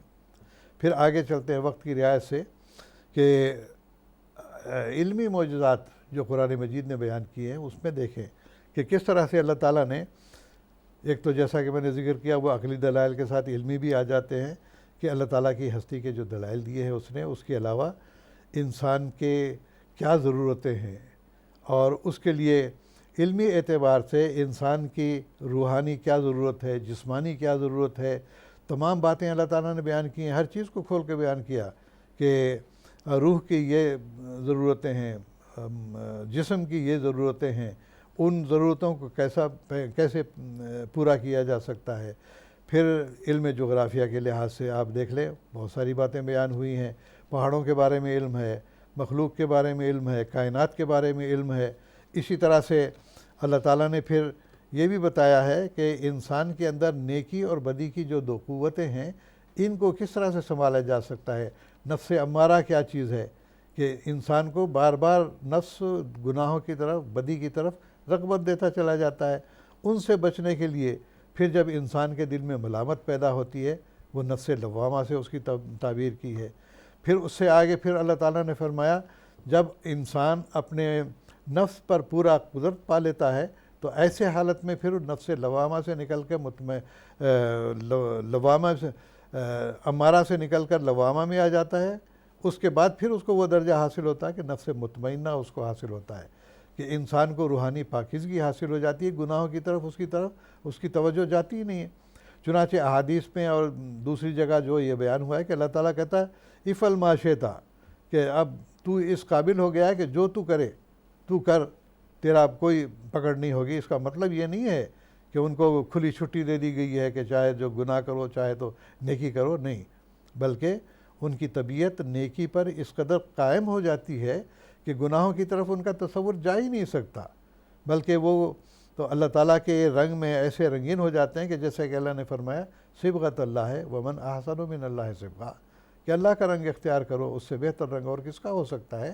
تو اللہ تعالیٰ نے مختلف علوم کو بیان کیا، اقتصادی لحاظ سے اقتصادیات کیا ہے، کیسے ہونا چاہیے، امیر و غریب کے کیا تعلقات ہوتے ہیں، پھر انسان کا تمدن کیسے ہونا چاہیے، تو یہ گویا کہ ہر قسم کی باتیں، حکومت کی کس رنگ میں حکومت چلانی چاہیے، حکومت کے کیا اغراض و مقاصد ہوتے ہیں، کس رنگ میں جو ہے ایک حاکم کو ہونا چاہیے، اور جو رعایا ہے اس کے کیا حقوق ہیں، پڑوسیوں کے کیا حقوق ہیں، یہ تمام باتیں کھول کھول کر اللہ تعالیٰ نے قرآن مجید کے اندر بیان کی ہیں۔ اور ہم چیلنج سے کہہ سکتے ہیں کہ وہ اخلاقی تعلیمات ہوں، روحانی تعلیمات ہوں، یہ ساری قرآن میں ایسے علمی معجزے کے رنگ میں ہے کہ کسی اور کتاب میں نہیں۔ چنانچہ اگر کسی کو اس میں زیادہ رغبت ہے کہ وہ مزید مطالعہ کرے تو حضرت مسیح موعود علیہ السلام کی کتاب براہین احمدیہ، وہ تو ہے ہی اسی بات پر کہ قرآن مجید کی حقیقت اور حضرت صلی اللہ علیہ وسلم کی صداقت کے بارے میں آپ نے قرآن مجید ہی سے دلائل دیے۔ پھر دوسری سب سے بڑی بات ہے کہ اسلامی اصول کی فلسفی جو لاہور کے اندر جو بڑا جلسہ مذاہب عالم ہوا تھا، اس میں آپ کا جو مضمون پڑھا گیا ہے اور وہ سب مضامین پر بالا رہا، وہ میں اپنے ناظرین سے یہ درخواست کروں گا کہ اگر واقعی طور پر قرآن مجید کے علمی معجزے کو دیکھنا ہے تو اسلامی اصول کی فلسفی کا ضرور مطالعہ کریں۔ حضور نے اس میں 5 سوالوں کے جو جواب دیے ہیں، اس کے اندر انسان کی جسمانی، اخلاقی، روحانی حالتیں سب کا اس کے اندر ذکر ہے۔ پھر یہ کہ عالم معاد میں کیا ہوگا، مرنے کے بعد زندگی کے کیا حالات ہوں گے، تو یہ تمام باتیں کھول کھول کر قرآن مجید کی روشنی میں آپ نے بیان کیے ہیں۔ تو یہ ایک ایسا علمی معجزہ ہے کہ جس کو ہم کہہ سکتے ہیں کہ کسی اور کتاب میں اس قسم کے علمی معجزات بھی نہیں پائے جاتے۔ تیسری بات جو تھی وہ یہ کہ برکات روحانیہ کہتے ہیں۔ اب دیکھیں قرآن مجید جو نازل ہوا تو کہاں نازل ہوا؟ 1400 سال پہلے اس جگہ نازل ہوا جو عرب کا علاقہ تھا، اور جہاں جہالت تھی، حد درجہ کی خون ریزیاں ہوتی تھیں اور ایک دوسرے کے حقوق تلف کیے جاتے تھے، اور اس کے علاوہ لوٹ مار، غارت گری، یہ سب ان کا شیوا تھا۔ علم اور عقل کی بات تو کوئی کرتا ہی نہیں تھا۔ اور پھر نتیجہ کیا ہوا کہ جب حضرت صلی اللہ علیہ وسلم نے قرآن مجید کی تعلیمات ان کے اندر رائج کرنی شروع کی ہیں، جب وہ مسلمان ہوئے تو ان کی کائے یکدم پلٹ گئی۔ کہاں تو وہ لوٹ مار کرنے والے تھے، کہاں تو وہ جہالت میں مبتلا تھے، کہاں تو وہ خون ریزیوں میں مبتلا تھے، اور کہاں ہر قسم کی برائیوں میں وہ مبتلا تھے۔ شراب نوشی ان کا تو پیشہ تھا، زناکاری جو ہے وہ ان کی عادت بن گئی تھی۔ ایسے لوگ جو محمد مصطفیٰ صلی اللہ علیہ وسلم کی صحبت میں آئے ہیں، قرآن مجید پر انہوں نے عمل کرنا شروع کیا ہے، تو بالکل ان کی کایا پلٹ گئی۔ چنانچہ دیکھیے اس کی بے شمار مثالیں پائی جاتی ہیں کہ کس طرح صحابہ نے جانثاری کے ساتھ حضرت صلی اللہ علیہ وسلم کی ہر حکم کو مانا۔ بلکہ ایک دفعہ غالباً صلح حدیبیہ کا واقعہ تھا کہ حضرت صلی اللہ علیہ وسلم وضو کرتے تھے تو پانی نیچے نہیں گرنے دیتے صحابہ، تو اس وقت ان کے لیڈر نے کہا کہ خدا کی قسم، غالباً ابو سفیان نے بھی یہ نظارہ دیکھا ہوگا، تو اس نے کہا کہ میں نے قیصر و کسریٰ کے دربار بھی دیکھے ہیں، لیکن جو فدائیت محمد مصطفیٰ صلی اللہ علیہ وسلم کے پیروکاروں کے اندر میں نے دیکھی اور کہیں نہیں دیکھی۔ اب بتائیے کہ یہ روحانی انقلاب کہاں پیدا ہوا، کیسے پیدا ہوا؟ وہ لوگ جو بالکل جہالت میں مبتلا تھے وہ علمی اعتبار سے بھی آگے بڑھ گئے۔ آن وسلم نے فرمایا کہ اصحابی کا نجوم بأیہم اقتدیتم اہتدیتم، اب میرے صحابہ اس قابل ہو گئے ہیں کہ جن کی بھی تم پیروی کرو گے ان سے تم ہدایت حاصل کر لو گے۔ تو اب دیکھیں بڑی عجیب بات ہے کہ ایک دفعہ صلح حدیبیہ کی میں نے بات کی تھی کہ وہاں پر ایسا ہوا کہ شرائط طے ہو گئی تھیں کہ اس سال ہم عمرہ نہیں کرنے دیں گے، آئندہ سال آپ آ کے کریں، اور بہت ساری شرائط طے ہوئی تھیں۔ تو آن وسلم نے تمام باتیں مان لیں۔ اس کا نتیجہ تو آگے جا کے یہ نکلا کہ اللہ تعالیٰ نے پھر وہ شرائط انہی پر لوٹا دیں۔ تو اس موقع پر آن وسلم نے فرمایا کہ چلو اب ہم قربانی ذبح کرتے ہیں۔ اب واپس چلیں گے، اگلے سال آئیں گے۔ جب آپ نے کہا تو صحابہ بڑا غمگین تھے کہ ہم آئے تھے آن وسلم کی خواب کی بنا پر، کیا یہ خواب پورا نہیں ہوا؟ تو آن وسلم نے فرمایا میں نے یہ کب کہا تھا کہ اسی سال یہ واقعہ رونما ہوگا؟ تو آپ نے فرمایا قربانی ذبح کرو، لیکن صحابہ کے دل اتنے مغموم تھے کہ انہوں نے کہا، کسی نے بات نہیں مانی۔ آن وسلم کو بھی بڑی فکر پیدا ہوئی کہ جو جانثار صحابہ ہیں، میرے پسینے کی جگہ خون بہانے کے لیے تیار ہونے والے ہیں، آج میرا حکم نہیں مان رہے۔ آپ اپنے خیمے میں گئے، حضرت ام سلمہ آپ کے ساتھ تھیں، انہوں نے جا کر وہ بڑے دکھ کا اظہار کیا۔ تو دیکھیے وہ بھی بڑی زیرک تھیں، کہنے لگیں یا رسول اللہ، آپ کے صحابہ میں اخلاص کوٹ کوٹ کر بھرا ہوا ہے، یہ نافرمانی کر ہی نہیں سکتے ہیں، آپ ان کو کچھ نہ کہیے، آپ جا کے اپنی قربانی ذبح کیجئے، پھر دیکھیے صحابہ کیا کہتے ہیں۔ چنانچہ آپ باہر گئے، قربانی ذبح کی، تو اس وقت صحابہ کو ہوش آیا کہ یہ ہم کیا کر بیٹھے ہیں۔ پھر سب نے جا کے اپنی اپنی قربانیاں ذبح کیں، ایک دوسرے کے سر ایسے مڑ رہے تھے، حدیث میں آتا ہے کہ ایسے لگ رہا تھا کہ ہم ایک دوسرے کے سر ہی نہ کاٹ لیں کہیں پر۔ تو یہ فدائیت کا عالم تھا۔ پھر جب مدینے ہجرت کر کے مکے سے آپ مدینہ آئے ہیں، اس وقت معاہدہ ہوا تھا کہ باہر جا کر لڑیں گے تو ہم ساتھ نہیں دیں گے، مدینے کے اندر رہ کر ہم دفاع کریں گے۔ لیکن جب جنگ بدر کا واقعہ ہوا ہے، آن وسلم نے فرمایا، مشورہ مانگا کہ لوگوں مجھے مشورہ دو۔ مہاجرین اٹھ کے کہنے لگے کہ بھئی مشورہ کیا ہے، ہم تو حاضر ہیں، آپ کہیں، ہم ہر قسم کی تیاری کے قربانی کے لیے تیار ہیں۔ پھر آپ نے پوچھا کہ لوگوں مجھے مشورہ دو، کیا کرنا چاہیے؟ پھر مہاجرین اٹھ کے کہنے لگے کہ حضور جو ایسا آپ کہیں گے، ہم باہر جا کے بھی لڑنے کے لیے تیار۔ تیسری مرتبہ جب انہوں نے آن صلی اللہ علیہ وسلم نے یہ فرمایا کہ لوگوں مجھے مشورہ دو، تو انصار میں سے ایک صحابی اٹھے، مقداد بن اسود ان کا نام تھا، وہ کہنے لگے یا رسول اللہ، اس کا اشارہ ہماری طرف معلوم ہوتا ہے، جس وقت آپ یہاں تشریف لائے تھے آپ کے قوت قدسیہ کا ہمیں اندازہ نہیں تھا، لیکن اب جب کہ ہم آپ کی صحبت میں رہے ہیں ہمیں اندازہ ہو گیا کہ آپ کا مرتبہ اور مقام کیا ہے۔ تو اس لحاظ سے یا رسول اللہ اب ہمیں حکم دیجئے کہ یہ سامنے سمندر اگر ہے، آپ کہیں تو گھوڑے ہم اپنے سمندر میں ڈال دیتے ہیں یا رسول اللہ، اور ہم آپ کے آگے بھی لڑیں گے، پیچھے بھی لڑیں گے، دائیں بھی لڑیں گے، بائیں بھی لڑیں گے، دشمن آپ تک پہنچ نہیں سکتا جب تک کہ ہماری لاشوں کو رونتا ہوا نہ جائے۔ تو یہ فدائیت کا عالم تھا ان کا۔ اور اس فدائیت کے عالم میں اب یہ دیکھیے کہ کہاں تو وہ لوگ جو بالکل جاہل اجڑ تھے اور کسی قسم کی روحانیت ان کے اندر نہیں تھی، حضرت صلی اللہ علیہ وسلم نے ان کے اندر وہ انقلاب پیدا کر دیا کہ کسی اور نبی کی زندگی میں، کسی اور مذہب کی کتب میں ایسے واقعات نظر ہی نہیں آتے ہیں۔ اب دیکھیے وید کہتے ہیں کہ 4 رشیوں پر یہ نازل ہوا ہے، وہ 4 رشی بھی ہمارے سامنے نہیں ہیں، ان کی کوئی سیرت و سوانح ہمارے پاس موجود نہیں ہے، پھر ان کی کیا تاثیرات تھیں کوئی ہمیں نہیں پتہ ہے۔ پھر آپ دیکھیں بنی اسرائیل کا کریں، یہودیوں کا آپ دیکھیں، قرآن مجید بار بار ان کو بتاتا ہے کہ بار بار یہ نافرمانی کرتے تھے، بار بار نافرمانی کرتے تھے، حتیٰ کہ حضرت موسیٰ علیہ السلام نے ان کو یروشلم کی زمین میں جو ہے وہ داخل ہونے کے لیے کہا تھا۔ اللہ تعالیٰ فرماتا ہے فَإِذَا دَخَلْتُمُوهَا فَإِنَّكُمْ غَالِبُونَ، داخل ہو جاؤ، کامیاب ہو جاؤ گے، فتح یاب ہو جاؤ گے۔ لیکن وہ کہنے لگے اذهب أنت وَرَبُّكَ، اس سے پہلے آتا ہے کہ اِنَّ فِيهَا قَوْمًا جَبَّارِينَ، بڑے بڑے جابر و سرکش قسم کے لوگ ہیں، ہم کہاں مقابلہ کر سکتے ہیں۔ اذهب أنت وَرَبُّكَ فَقَاتِلَا إِنَّا هَاهُنَا قَاعِدُونَ، تو اور تیرا رب لڑو، ہم تو یہیں بیٹھیں گے بھئی، ہم تو نہیں جائیں گے۔ تو یہ باتیں ایسی ہیں کہ بنی اسرائیل نے قدم قدم پر موسیٰ علیہ السلام کی نافرمانی کی، اور اس کا نتیجہ یہ ہوا کہ 40 سال تک پھر ان کی فتوحات پیچھے ہٹ گئی۔ لیکن محمد مصطفیٰ صلی اللہ علیہ وسلم نے وہ انقلاب پیدا کر کے دکھا دیا کہ جو جاہل اور اجڑ اور گنوار سمجھے جاتے تھے وہ اللہ تعالیٰ کے قریب ہوتے چلے گئے۔ وہ اگر کچھ چیز پیاری تھی ان کو تو اللہ تعالیٰ کی رضا اور محمد مصطفیٰ صلی اللہ علیہ وسلم کی فرما برداری اور جانثاری، یہ باتیں ایسی تھیں کہ آج ہم اس کو ایسا روحانی معجزہ قرار دیتے ہیں کہ یہ مثال کسی بھی نبی کی زندگی میں ہمیں نظر نہیں آتی جو حضرت صلی اللہ علیہ وسلم نے انقلاب ان کے اندر پیدا کر دکھایا۔ میں اس موقع پر حضرت مسیح موعود علیہ السلام کا ایک حوالہ جو بڑا ہی پیارا ہے وہ پڑھ کے سنانا چاہتا ہوں۔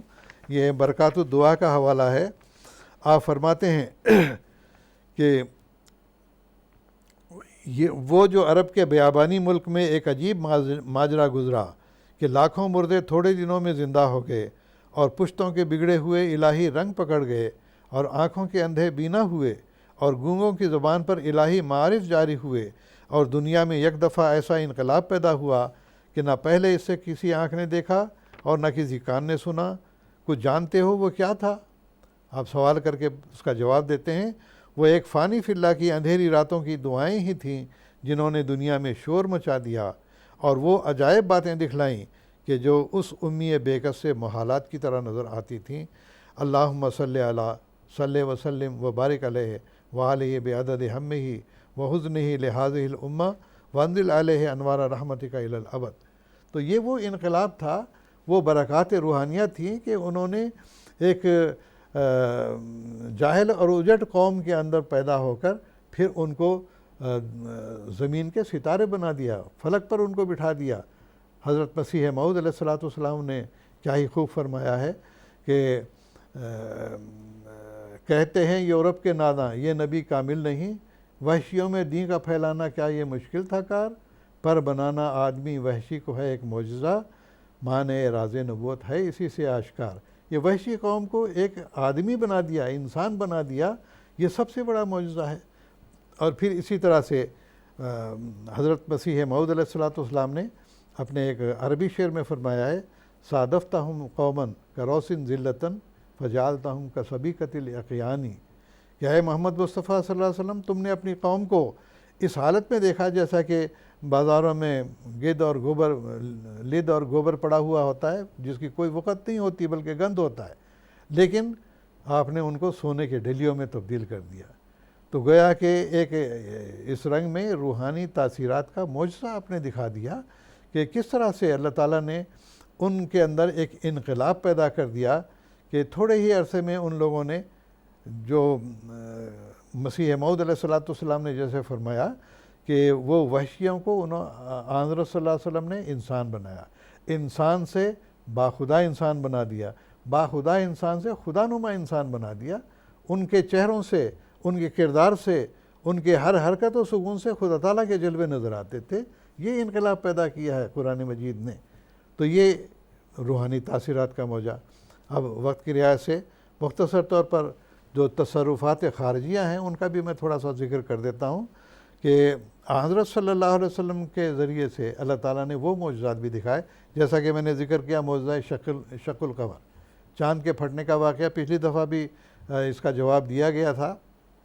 اصل میں اللہ تعالیٰ کی قدرت کے تو کوئی انتہا پادہ نہیں ہے کہ ہو سکتا ہے کہ اس وقت جب کہ حضرت صلی اللہ علیہ وسلم نے انگلی اٹھائی تو وہ موقع تھا جیسا کہ قرآن مجید میں ذکر آتا ہے، اقتربت الساعۃ وانشق القمر، کہ وہ خاص گھڑی آ گئی اور چاند پھٹ گیا۔ تو اس سے یہ بھی معلوم ہوتا ہے کہ خاص گھڑی کیا تھی کہ جب زلزلے کے نتیجے میں کوئی دراڑ پڑی ہو، یا اسی طرح سے اور کوئی واقعہ ہوا ہو، یا جیسا کہ کوئی دھوئیں کی طرح سے کوئی چیز آ گئی ہو کہ جس سے چاند دو ٹکڑے نظر آیا ہو۔ تو بہرحال یہ تعبیریں الگ ہیں، اللہ تعالیٰ کی قدرت کا تو کوئی انتہا نہیں ہے، یہ ہم نہیں کہہ سکتے کہ کیا ہوا تھا۔ تو بعض دفعہ جیسے کہ زمین میں بھی زلزلہ آنے کے نتیجے میں بڑی بڑی دراریں پڑ جاتی ہیں، جس کے نتیجے میں ایسے لگتا ہے کہ زمین پھٹ گئی ہے۔ چاند میں بھی ایسے واقعات ہوئے ہوں گے۔ تو اللہ تعالیٰ نے فرمایا خاص گھڑی آ گئی، حضرت صلی اللہ علیہ وسلم نے اس وقت انگلی اٹھائی اور وہ معجزہ نما۔ اور جیسا کہ پیچھے بیان ہو چکا ہے کہ دراصل چاند یہ عربوں کی حکومت کا ایک علامت تھی۔ تو اللہ تعالیٰ یہ بتانا چاہتا تھا کہ اب تمہاری حکومت ٹکڑے ٹکڑے ہونے والی ہے، ختم ہونے والی ہے، اور محمد رسول اللہ صلی اللہ علیہ وسلم کا دور آنے والا۔ یہ کس وقت آپ کی یہ پیش گوئی تھی؟ جب کہ آپ شیب ابی طالب میں محصور تھے، کھانے پینے کا سامان بھی مہیا نہیں تھا، قریباً 3-3.5 سال تک یہ حادثات ہوتے رہے، اور اس کے نتیجے میں حضرت خدیجہ کی بھی وفات ہوئی، پھر حضرت ابو طالب کی بھی وفات ہوئی۔ تو بہرحال یہ ایک تصرفات خارجی میں سے ایک معجزہ یہ تھا۔ اس کے علاوہ پھر دیکھیے کہ حضرت صلی اللہ علیہ وسلم نے جب دعوی نبوت کیا تو چاروں طرف آپ کی مخالفت ہوئی ہے۔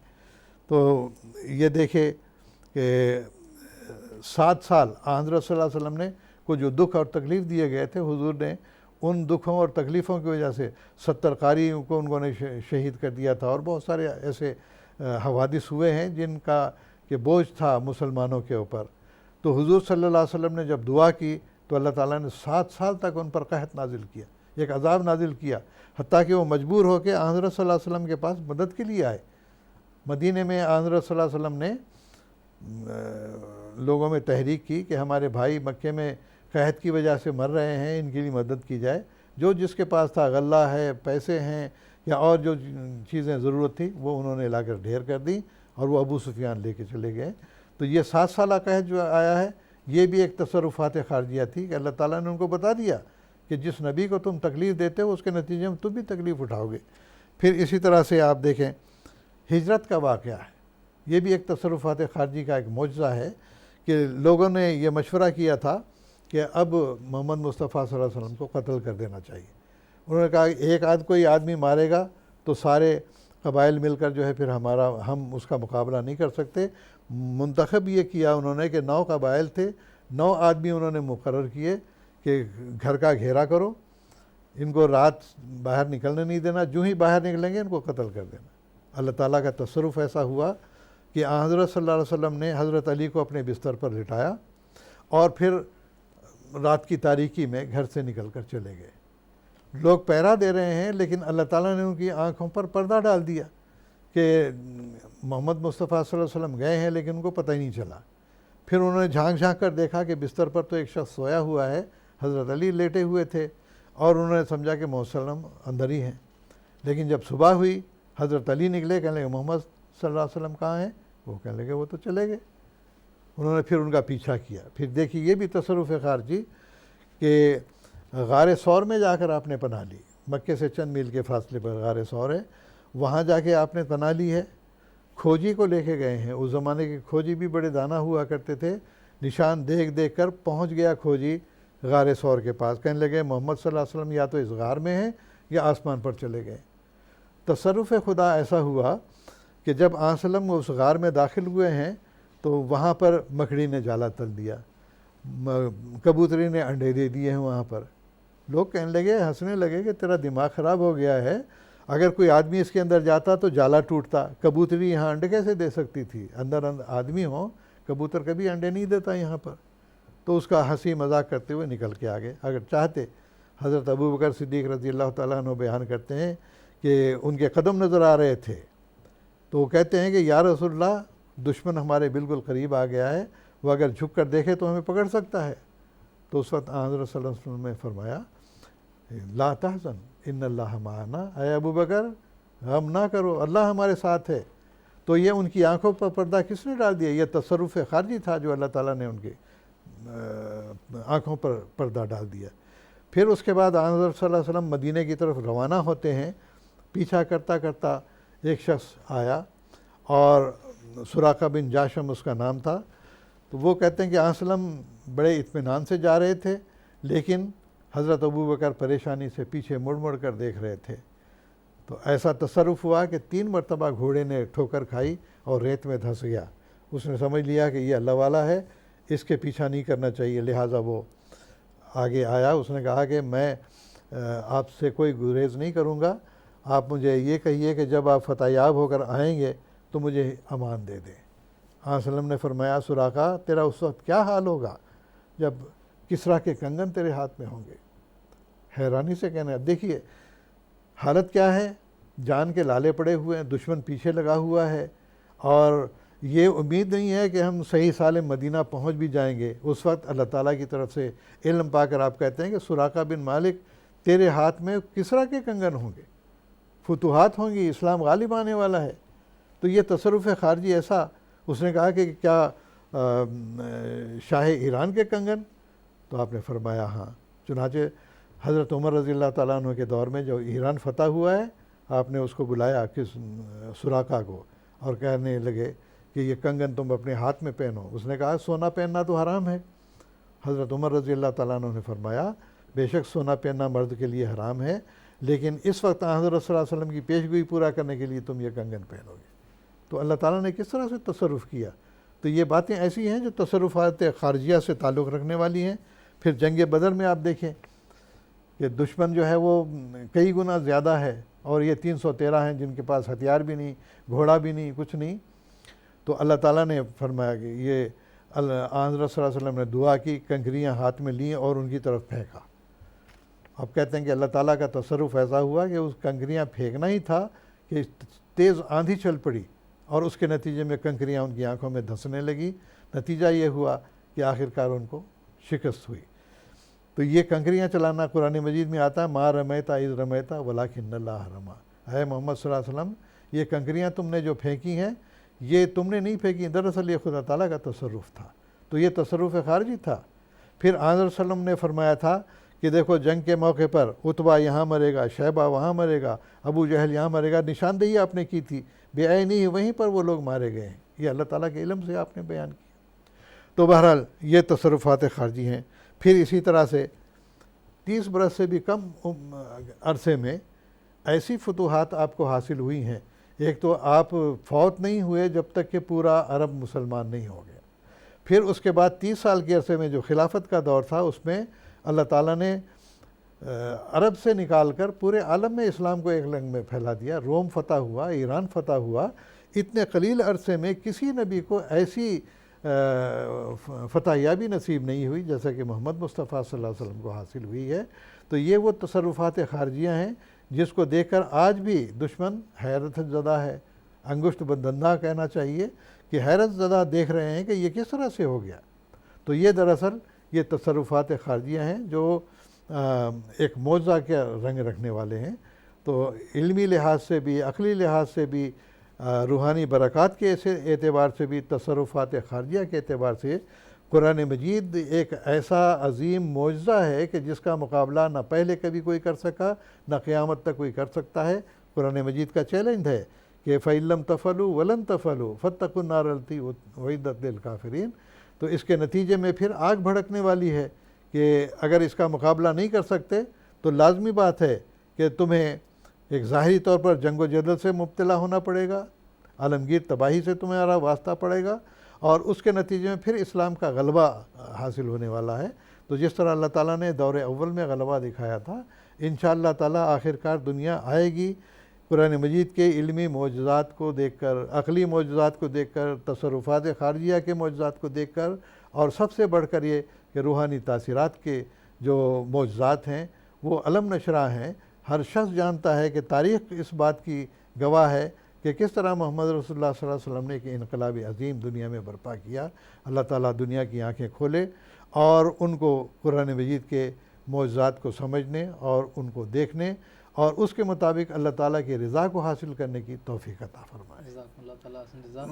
کچھ ٹیلی فون کالرز ہیں اس وقت ہمارے ساتھ، سب سے پہلے ہم ان سے بات کریں گے۔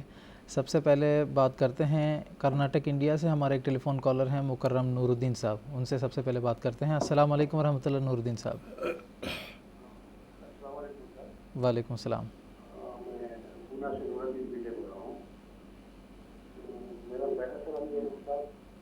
قرآن مجید کی فضاحت اور بلاغت پر بعض کوتا اندیش یورپین ناقائدین نے اعتراض کیا ہے، اس پر تھوڑی سی روشنی ڈالیں۔ دوسرا سوال یہ ہے غیر عملی علماء یا بات غیر عملی، جب قرآن ناظرہ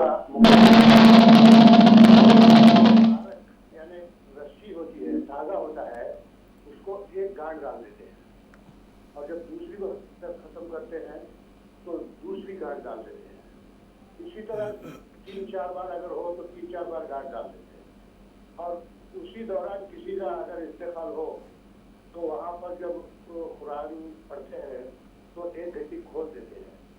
ایک بار پڑھ لیا تو ایک گھنٹی کھول دیا، دوسری بار پڑھ لیا تو دوسری گھنٹی کھول دیا۔ اس پر بھی اس کا کیا خلاصہ ہے، تھوڑا سا معلوم کرا۔ ٹھیک ہے جناب، جزاکم اللہ، شکریہ۔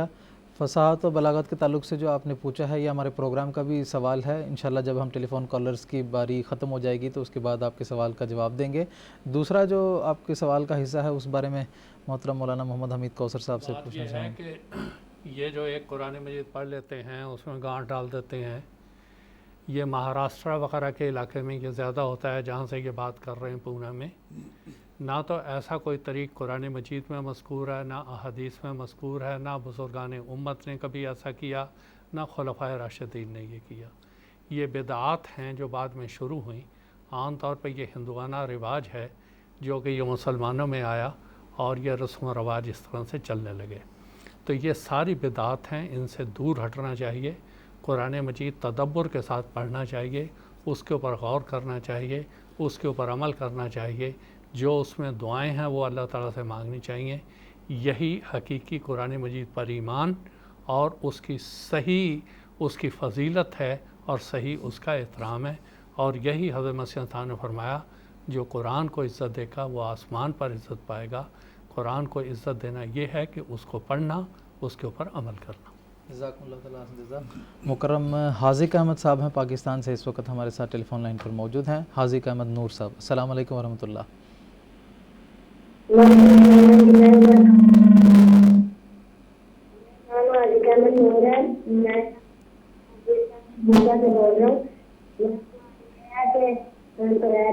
اللہ تعالیٰ کی کتاب ہے انجیل اور قرآن مجید بھی، تو ہم دوسروں کے سامنے کس طرح ثابت کریں کہ قرآن مجید سچی کتاب ہے؟ شکریہ، جزاکم اللہ. جی آپ کا سوال واضح طور پر ہم تک نہیں پہنچا ہے، تو انشاءاللہ ہم دوبارہ آپ سے رابطہ کرنے کی کوشش کریں گے. ایک اور ٹیلی فون کالر ہیں مکرم محمد عبدالرشید صاحب، جو کہ لندن سے اس وقت ہمارے ساتھ ٹیلی فون لائن پر موجود ہیں. السلام علیکم ورحمۃ اللہ محمد عبدالرشید صاحب. السلام علیکم ورحمۃ اللہ وبرکاتہ. مولانا کرام، آپ کا پروگرام بڑا شاندار ہے، بہت تبلیغ کے لیے بہت مفید ہے. آج اس کا سوال یہ ہے جی، اللہ تعالیٰ کے کلام میں بڑی حکمت ہے.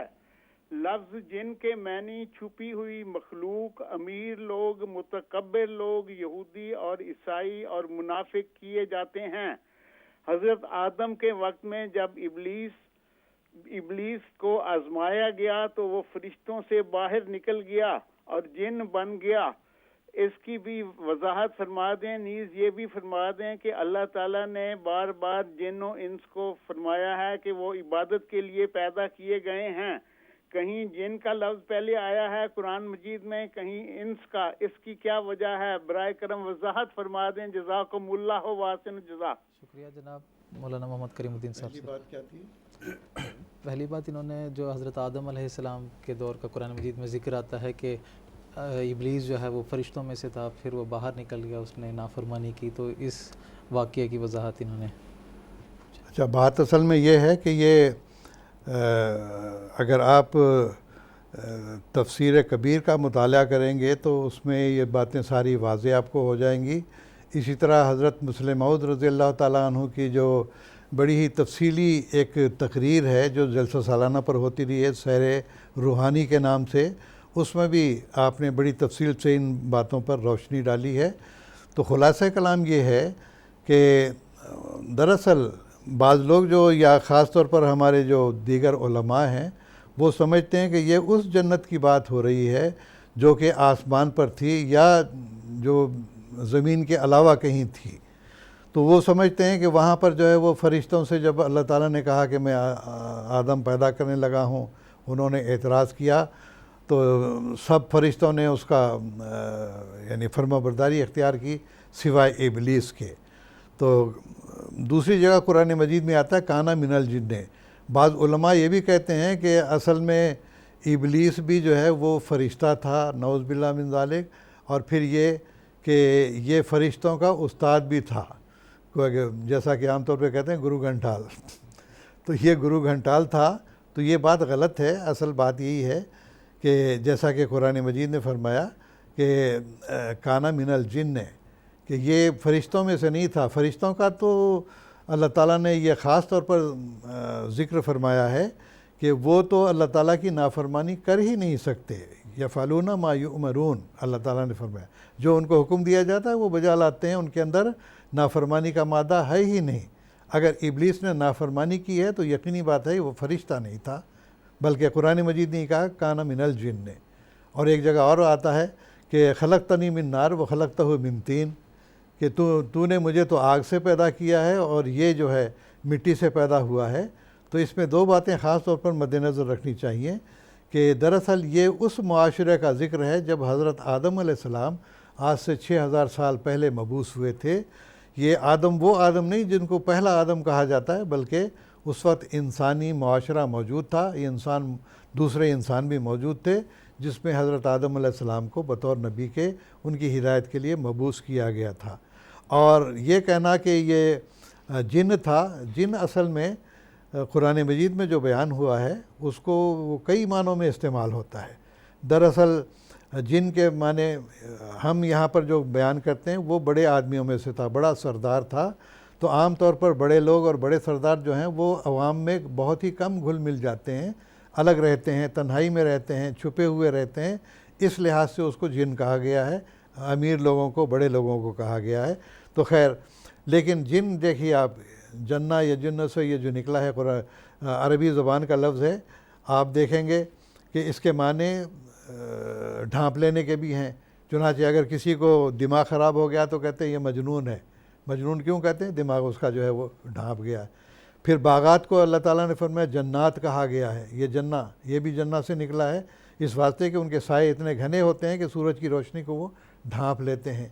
پھر اسی طرح سے جن جو ہے ہر چھپی ہوئی مخلوق کو بھی کہتے ہیں، سانپ ہے، بچھو ہے یا اور دوسرے مخلوق ہیں۔ اسی طرح سے جو بیکٹیریا ہے اور اسی طرح جراثیم ہیں، ان کو بھی جن کہا جاتا ہے۔ چنانچہ آپ پڑھیں گے حضرت خلیفۃ المسیح رابع رحمہ اللہ تعالیٰ کی جو تصنیف ہے کہ الہام، عقل اور علم اور سچائی، یہ جو آپ کی کتاب ہے بڑی ہی محققانہ کتاب ہے۔ اس میں بھی آپ نے ثابت کیا ہے کہ جب زندگی پیدا ہونی شروع ہوئی ہے تو ابتدا میں وہ پانی کے ذریعے سے، مٹی جب پانی کے ساتھ ملی ہے تو اس کے اندر بیکٹیریا پیدا ہوئے، پھر آہستہ آہستہ اس کے اندر ڈیولپمنٹ ہوئی ہے۔ تو جو شوق رکھنے والے لوگ ہیں وہ اس کتاب کا مطالعہ ضرور کریں۔ تو بہرحال تو یہ جن کا لفظ جو ہے عام طور پر کہتے ہیں کہ جن آتا ہے، چمٹ جاتا ہے اور کئی مختلف حرکات کراتا ہے، یہ سب قصے اور کہانیاں ہیں، ان کا قرآن مجید والے جن سے کوئی تعلق نہیں ہے۔ تو بہرحال پھر دیکھیے حاملہ عورت کے پیٹ میں جو بچہ ہوتا ہے اس کو بھی جنین کہتے ہیں، کیوں؟ اس واسطے کہ وہ پیٹ کے اندر ابھی چھپا ہوا ہے۔ تو یہاں مراد یہی ہے کہ یہ کانا من الجن سے مراد یہی ہے کہ یہ بڑے سردار لوگوں میں سے تھا۔ تو گویا کہ اللہ تعالیٰ نے یہاں پر اظہار کیا ہے کہ ایک جگہ جو اس نے خود کہا کہ خلقتنی من نار، مطلب یہ ہے کہ ایسے لوگوں کے اندر دماغ ان کا بڑا گرم ہوتا ہے، فوراً بھڑک جاتے ہیں، کوئی بات اپنے خلاف سن نہیں سکتے ہیں۔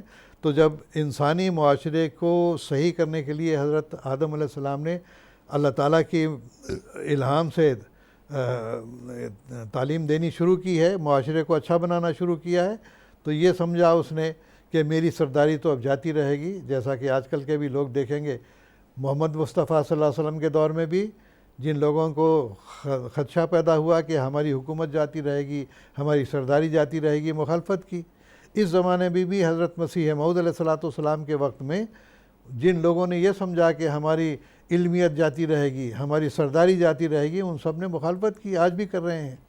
تو بہرحال قصہ مختصر یہ کہ اس زمانے میں آدم کے اللہ تعالیٰ نے جو فرشتوں کو حکم دیا وہ تو سجدہ بجا لائے، یعنی فرما برداری انہوں نے اختیار کی، اور شیطان نے یا ابلیس نے نہ مانا۔ تو یہ جنوں میں سے تھا، فرشتوں میں سے نہیں تھا، ایک بات۔ دوسرے یہ کہ یہ خیال کرنا کہ یہ وہ جنت ہے جو آسمانوں میں کہیں پر پائی جاتی ہے، وہاں پر جو ہے یہ قصہ ہوا۔ بعد میں آدم علیہ السلام اور ان کے سارے قبائل کو کہا کہ اہبطوا منہا جمیعاً، سب کے سب یہاں سے نکل جاؤ۔ بھائی میرے، یہ بھی سوچنے کی بات ہے کہ کیا شیطان جنت میں داخل ہو سکتا ہے؟ شیطان تو سوال ہی نہیں پیدا ہوتا۔ تو آدم اور شیطان کا یا ابلیس کا جو واقعہ آتا ہے وہ اسی سرزمین میں جس جگہ پر آدم علیہ السلام کو مبعوث کیا گیا تھا اس کا واقعہ ہے۔ تو یہ حقیقت مختصر بات ہے۔ دوسری بات کیا تھی ان کی؟ جی یہی دو سوال تھے، ایک اس کے تعلق سے اور ایک جن کے تعلق سے تھا۔ جی اچھا جی۔ اب مزید ہمارے پاس کچھ ٹیلی فون کالرز ہیں۔ لندن سے خان صاحب ہیں جو اس وقت ہمارے ساتھ ٹیلی فون لائن پر موجود ہیں، ان سے بھی بات کرتے ہیں۔ السلام علیکم ورحمۃ اللہ خان صاحب۔ جی وعلیکم السلام۔ آپ کی پوری ٹیم کو جہاں تک میری آواز پہنچتی ہے سبھی ناظرین کی خدمت میں پیار بھرا السلام علیکم۔ وعلیکم السلام۔ 2 ہفتے پہلے آپ کو ٹیلی فون کیا تھا کہ مرزا صاحب کو کچھ منی آرڈر آتے تھے، تو آپ نے جواب دیا کہ بالکل یہ جھوٹ ہے، سراسر بہتان ہے، ایسی بات نہیں ہے۔ آج اگر آپ اجازت دیں تو میں آپ کو حوالہ دیتا ہوں, کتاب کا نام بھی بتاتا ہوں. کتاب بھی وہ مرزا صاحب کی لکھی ہوئی ہے. اجازت ہے؟ نہیں, پہلے ہم اس سے پہلے تو کوئی اس طرح کا انکار نہیں کیا تھا کہ آپ نے سوال پیش کیا ہو. ہمارا جو پروگرام ہے وہ موجود ہے انٹرنیٹ پر بھی, ہمارے جتنے بھی ناظرین ہیں وہ دیکھ سکتے ہیں. آپ نے جو سوال کیا تھا اور اس کا کیا جواب دیا گیا تھا, یہ انٹرنیٹ میں یوٹیوب کے آرکائیوز میں جو ہیں ساری تفصیل موجود ہیں. آپ نے جو سوال کیا تھا وہ حضرت اقدس مسیح موعود علیہ السلام کو جاگیریں دیے جانے کے تعلق سے آپ نے بات کی تھی. اسی طرح آپ نے جو حوالہ دیا تھا, اسی طرح آپ نے حوالہ دیا تھا کہ کتاب جنگ مقدس میں اس کا ذکر ہے, لیکن جنگ مقدس میں ایسا کوئی ذکر موجود نہیں ہے. ہم نے سارا تلاش کر لیا تھا. آپ نے جو حوالہ دیا تھا وہ بھی غلط تھا. جی, اب آپ مجھے موقع دیں گے کچھ کرنے کے لیے؟ ہلو جی, اپنی بات پیش کریں. جی, وہ میں یہ نہیں کہا تھا کہ مرزا صاحب کو جاگیر ملی تھی. میں نے کہا تھا کہ انڈیا کے رہنے والوں کو اس وقت جاگیریں ملی تھی. تب کے دنوں میں پاکستان تو پیدا ہی نہیں ہوا تھا. وہ ان کی دی ہوئی جاگیریں آج بھی پاکستان کے پنجاب میں بہت سے لوگوں کے پاس ہیں. تو مرزا صاحب کو منی آرڈر ملا کرتے تھے. اب میں بتا دیتا ہوں, جو کتاب ہے آپ ہی کی اسی میں لکھا ہے. جی, اپاؤں میں وہ کہاں سے منی آرڈر آیا, کتنے کا آیا, اگر اجازت دیں تو. جی بتائیں. یہ لکھا 5 مارچ 1950 کو میں نے خواب میں دیکھا کہ ایک شخص جو فرشتہ معلوم ہوتا تھا میرے سامنے آیا. اس نے بہت سا روپیہ میرے دامن میں ڈال دیا. میں نے اس کا نام پوچھا تو اس نے کہا نام کچھ نہیں. اب سوچنے کی بات ہے کیا فرشتے بھی جھوٹ بولتے ہیں, پر چلو کوئی بات نہیں, ان کی تعریف ہے. اس نے کہا نام کچھ نہیں. میں نے کہا آخر کچھ تو نام ہوگا. اس نے کہا میرا نام ہے ٹیچی ٹیچی. پنجابی زبان میں وقت مقررہ کو کہتے ہیں, یعنی عین ضرورت کے وقت پر آنے والا. تب میری آنکھ کھل گئی. اس کے بعد اس کے اللہ تعالیٰ کی طرف سے دہانہ کے ذریعے سے اور کچھ براہ راست لوگوں کے ہاتھوں سے اس قدر مالی فتوحات ہوئی جن کا خیال و گمان نہ تھا. کئی ہزار روپیہ آ گیا. چنانچہ جو شخص اس کی تصدیق کے لیے صرف ڈاک خانہ کے رجسٹر میں دیکھنا چاہتا 5 مارچ 1950 کے آخر سال تک دیکھے, اس کو معلوم ہو جائے گا کتنا روپیہ آیا تھا. اب دیکھنا یہ ہے, اللہ والے ہوتے ہیں جو درویش ہوتے ہیں انہیں مال و دولت سے لگن نہیں ہوتی. ٹھیک ہے جناب, جزاکم اللہ, شکریہ. مولانا محمد حمید کوثر صاحب سے بات یہ ہے کہ انہوں نے جو حوالہ پڑھ کے سنایا ہے وہ سارا میں تفصیل سے بتا دیتا ہوں تاکہ اچھی طرح بات سمجھ آ جائے. حضرت مسیح السلام تحریر فرماتے ہیں کہ ایک دفعہ لنگر خانے کی کچھ جو مہمان تھے اور جلسہ سالانہ کے دن تھے, مجھے کچھ فکر ہوئی کہ یہ اتنے بڑی تعداد میں مہمان آ رہے ہیں تو ان کے کھانے پینے کا اور تواضع کا انتظام کیسے ہوگا. قرآن مجید میں آتا ہے جو اللہ پر توکل کرتا ہے اللہ یرزقہ من حیث لا یحتسب, اللہ اس کو وہاں سے دیتا ہے جہاں کہ اس کا تخیل اور تصور بھی نہیں ہوتا. اس پہ حضرت مسیح السلام فرماتے ہیں کہ میں نے خواب میں دیکھا ایک شخص, وہاں پہ لفظ ہے ایک شخص یا انسان لفظ ہے, جو فرشتہ نما ہے اور وہ حضرت مسیح السلام کے دامن میں جھولی میں کچھ پیسے ڈالتا ہے, کچھ ڈالر ڈالتا ہے. یہ خواب ہے. خواب تعبیر طلب ہوتی ہے, خیال کی تعبیر کی جاتی ہے, وہ بعین ہی اسی طرح ثابت نہیں ہوتی. اب قرآن مجید میں بہت سی خوابیں ہیں. یوسف علیہ السلام کی خواب ہے, وہ اپنے والد کو کہتے ہیں میں نے دیکھا رأیت قد احدی عشر کوکبا والشمس والقمر رأیتہم للساجدین, میں نے چاند اور سورج کو اپنے سامنے سجدہ کرتے دیکھا. اب یہ ظاہری طور پہ تو پوری ہوئی نہیں, یہ تو ان کے والدین اور بھائی جب وہ چلے گئے ان کے پاس, اس صورت میں یہ پوری ہوئی. حضرت مسیح موعود علیہ السلام نے اس آدمی سے پوچھا کہ تمہارا نام کیا ہے, تو اس نے کہا میرا نام نہیں. آگے اس نے کہا ٹیچی ٹیچی, یہ صفاتی نام ہے, یہ صفت ہے اس کی. وقت مقررہ پر آنے والے کو ٹچ یعنی ٹھیک ٹائم پر, کہ جب مجھ کو ضرورت تھی عین وقت پر یہ آیا اور آ کے اس نے مجھ کو یہ میرے دامن میں ڈالا. اب یہ خواب کی بات ہے. اس کے بعد حضرت مسیح السلام آگے فرماتے ہیں کہ آپ دیکھ لیں کہ اس خواب کو اللہ تعالیٰ نے کیسے پورا کیا, कि मनी आर्डर आना शुरू हुए। ऐसे ऐसे लोगों ने भेजे जिनको मसीह साहब जानते भी नहीं थे, और ये वो ख्वाब की ताबीर थी जो आगे पूरी हुई। अब इन्होंने हमारे जो ये गैर अहमदी भाई हैं, ख़ास तौर पे इनके उलमा, उन्होंने ये टीची एक मजाक बना लिया। अब मैं उस तफसील में नहीं जाता कि यहूद मैकाइल और जब्राइल के बारे में क्या कहते हैं या हमारे यहाँ हिंदू क्या कहते हैं, मैं वो नहीं जान, लेकिन अफसोस इन्होंने वही तरीका अख्तियार कर लिया। ये एक सिफाती नाम था कि वक्त मुकर्ररा पर आने वाला, जैसे मिसाल के तौर पे ये कहते हैं एक बहादुर वक्त पर आ गया। अब बहादुर उसकी बहादुरी की एक सिफत है कि एक वक्त पर उसका सिफाती नाम है। तो इसी तरह हज़रत मसीह इंसान का ये एक रोया है, ख्वाब है, जो बड़ी वजाहत के साथ पूरा हुआ।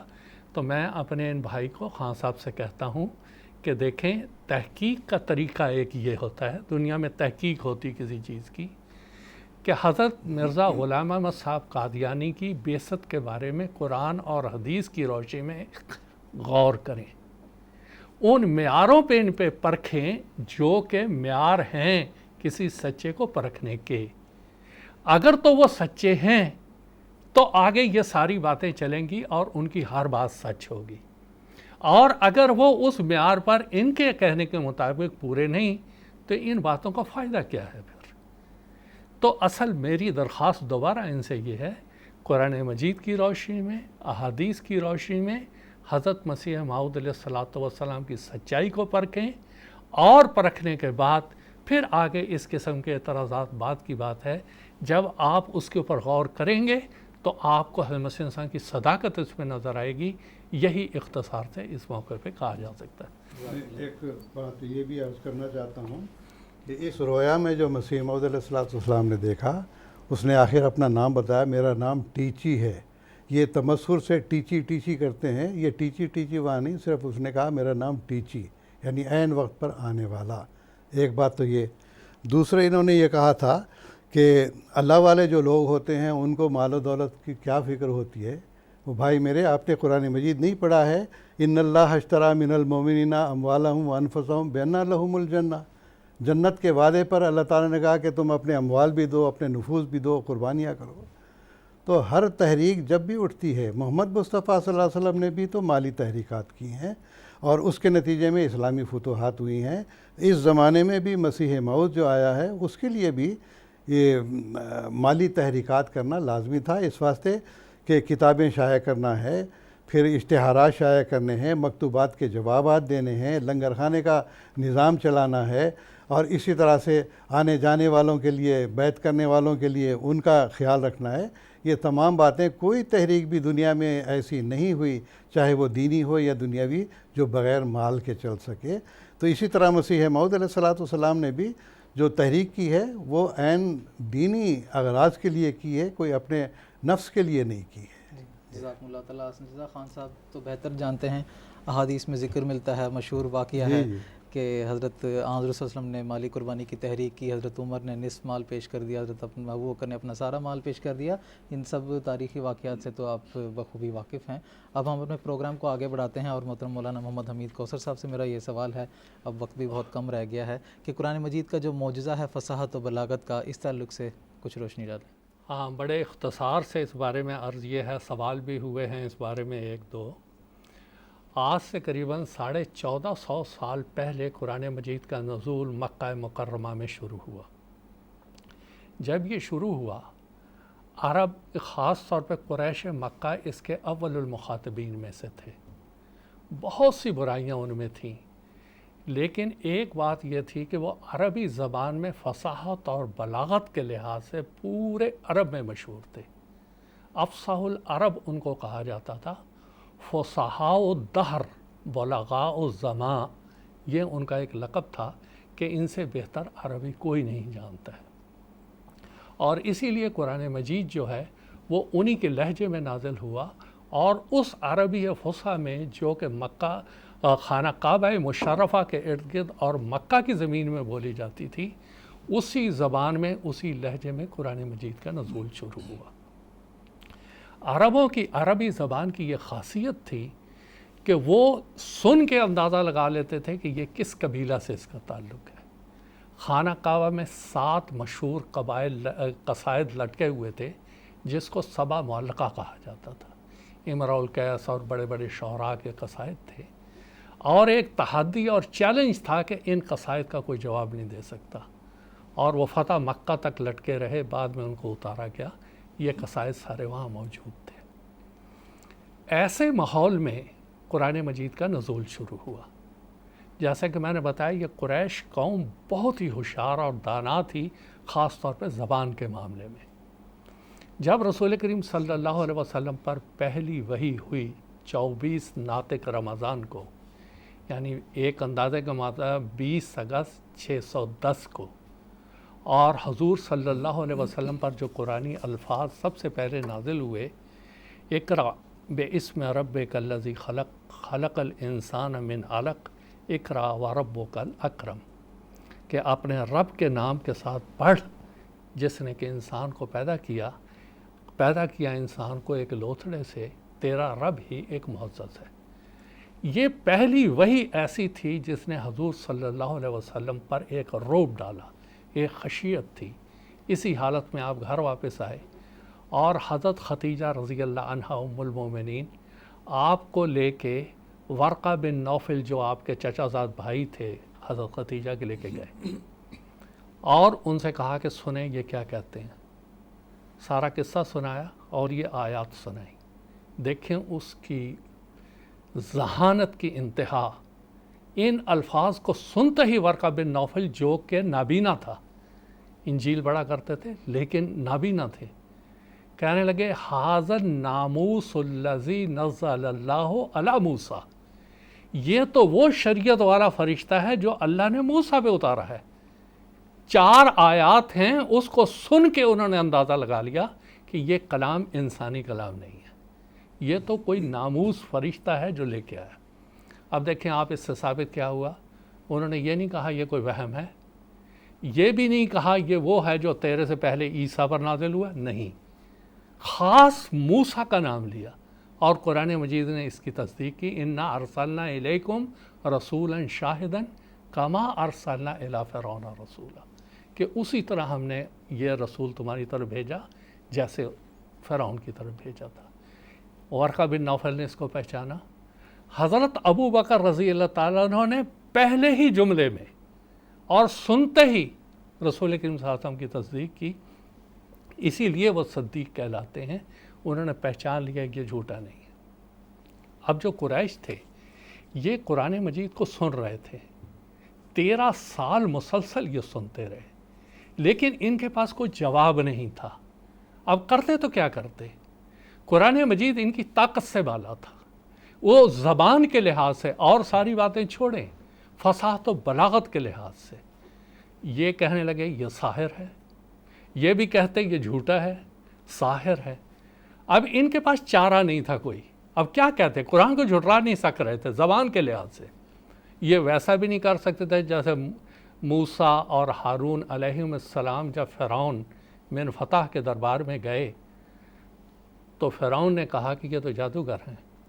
جادوگر کا مقابلہ جادوگر سے کروایا اور اللہ تعالیٰ نے موسیٰ علیہ السلام کو کہا کہ ڈر نہیں، جو تیرے ہاتھ میں پھینکا وہ سب کو نکل کے چلے گئے. اب یہاں یہ قریش یہ بیچارے کرے تو کیا کریں؟ اپنے آپ کو یہ فصحاء العرب کہہ رہے تھے، بلغاء دہر کہہ رہے تھے، مقابلہ کرواتے تو کیا کرواتے؟ انہوں نے پھر ایک طریقہ سیکھا، اور وہ طریقہ انہوں نے یہ سیکھا کہ ہم اس کو تو جھٹلا نہیں سکتے. اب ایک اور ریب جو لوگوں کے اندر پیدا کرتے ہیں وہ انہوں نے کہنا یہ شروع کیا، انما یعلمہ بشر، کہ یہ محمد صلی اللہ علیہ وسلم جو ہمارے سامنے پلا، 40 سال ہمارے سامنے اس نے گزارے، یہ امی ہے، ان پڑھ ہے، یہ جانتا نہیں ہے ادب عربی اور فصاحت عربی، یہ اس کا کلام نہیں. انہوں نے ایک ریب اور شک کی راہ نکالی، یعلمہ بشر، کوئی انسان ہے جو اس کو سکھاتا ہے. اب ایک عجیب بات تھی. اب اللہ تعالیٰ اس کو جواب کیا دیتا ہے؟ اللہ تعالیٰ نے بھی اس کو سمجھا اور سمجھ کے ان کو جواب بھی دیا. رسول کریم صلی اللہ علیہ وسلم بعض دفعہ اعتراضات کے جوابات خود نہیں دیتے تھے، اللہ تعالیٰ خود اس کا جواب دیتا تھا۔ اللہ تعالیٰ نے فرمایا لسان الذی یلحدون الیہ اعجمی و ھذا لسان عربی مبین، کہ تم جس شخص کے بارے میں اشارہ کر رہے ہو، جس شخص کے بارے میں تم کہہ رہے ہو کہ یہ سکھاتا ہے، ارے وہ تو اعجمی ہے، وہ تو حضرت موسیٰ موعود رضی اللہ تعالیٰ عنہ کی تحقیق کے مطابق جبر نامی ایک شخص تھا جو تلواریں بنایا کرتا تھا، انجیل پڑھا کرتا تھا زور زور سے، حضور صلی اللہ علیہ وسلم کبھی اس کے پاس کھڑے ہو جاتے تھے۔ اللہ تعالیٰ نے اس کا رد کیا کہ کم از کم زبان کے لحاظ سے ہی دیکھ لو کہ وہ تو ایک اعجمی ہے، اور یہ کلام عربی مبین ہے، واضح بین عربی ہے۔ اب ان کے اندر ایک مشکل یہ تھی کہ یہ عربی کو تو عربی کہتے تھے، یعنی فصاحت و بلاغت والی زبان، اس کے علاوہ کو کہتے تھے عجمی، عجما، یعنی اخرس، گونگے لوگ، یہ دوسرے زبانوں والے کچھ بول نہیں سکتے۔ اسی لیے اللہ تعالیٰ نے انہی کی زبان میں جواب دیا، انا انزلناہ قرآنا عربیا لعلکم تعقلون، تمہیں اپنی زبان پہ بڑا فخر ہے، تم یہ کہتے ہو یہی فصیح ہے، یہی عربی ہے، باقی تو اخرس اور گونگے لوگ ہیں، تمہاری ہی زبان میں ہم اللہ کا کلام نازل کر رہے ہیں، اب تو اس کا جواب دو۔ تو انہوں نے پھر ایک اور شوشہ چھوڑا، انہوں نے کہا کہ یہ بات بھی ہماری ناکام ہو گئی، واقعی جس کے بارے میں ہم یہ وہم کرتے ہیں کہ یہ اس کو سکھاتا ہے، یہ اس کو سکھا نہیں سکتا۔ انہوں نے پھر ایک اور ریب اور ایک اور طریقہ نکالا، اور انہوں نے کہا وَقَالَ الَّذِينَ كَفَرُوا إِنْ هَذَا إِلَّا إِفْكٌ افْتَرَاهُ وَأَعَانَهُ قَوْمٌ آخَرُونَ، کہ یہ اس کا کلام نہیں ہے بھائی، یہ ایک دو کا بھی کلام نہیں ہے، یہ ایک گروپ ہے، ٹیم ورک ہے، جو سارے جمع ہوتے ہیں اور اس کلام کو بناتے ہیں۔ اب عجز دیکھیں، مجبوری دیکھیں کہ اب کچھ کر نہیں سک رہے ہیں تو لوگوں کو دور بھی کرنا ہے، بزن بھی کرنا ہے، جیسے آج کل کے لوگ کرتے ہیں۔ اب انہوں نے کہا نہیں، آنہ قوم آخرون، کوئی گروپ ہے جو اکٹھا ہوتا ہے اور اکٹھا ہو کے یہ سارے کے سارے یہ قرآن مجید بناتے ہیں، ورنہ محمد صلی اللہ علیہ وسلم ہمارے سامنے پلا بڑھا، ہم اس کے پل پل سے واقف ہیں، وہ کہاں سے ایسا کلام بنا لے گا؟ لیکن یہ ماننے کے لیے تیار نہیں تھے کہ یہ اللہ تعالیٰ کی طرف سے یہ کلام۔ ہاں، سلیم الطبع مان بھی رہے تھے، اسلام میں داخل بھی ہو رہے تھے، سنجیدہ طبع اس کو سمجھ بھی رہے تھے۔ اب قرآن مجید کی موجودہ ترتیب آپ لے لیں، مکہ میں 93 صورتیں نازل ہوئیں 13 سال کے عرصے میں۔ یہ ساری کی ساری صورتیں مکہ میں ایک اکثر حصہ قرآن مجید کا وہاں نازل ہوا۔ اب انہوں نے، اور قرآن مجید جو اب ہمارے پاس ترتیب ہے اس میں مدنی صورتیں پہلے ہیں، اس میں سورہ فاتحہ کے بعد پہلی بات اللہ تعالیٰ نے یہ بتائی الف لام میم ذالک الکتاب لا ریب فیہ، کہ اس میں شک نہیں ہے۔ عربی زبان میں شک اور ریب دو الگ الگ چیزیں ہیں۔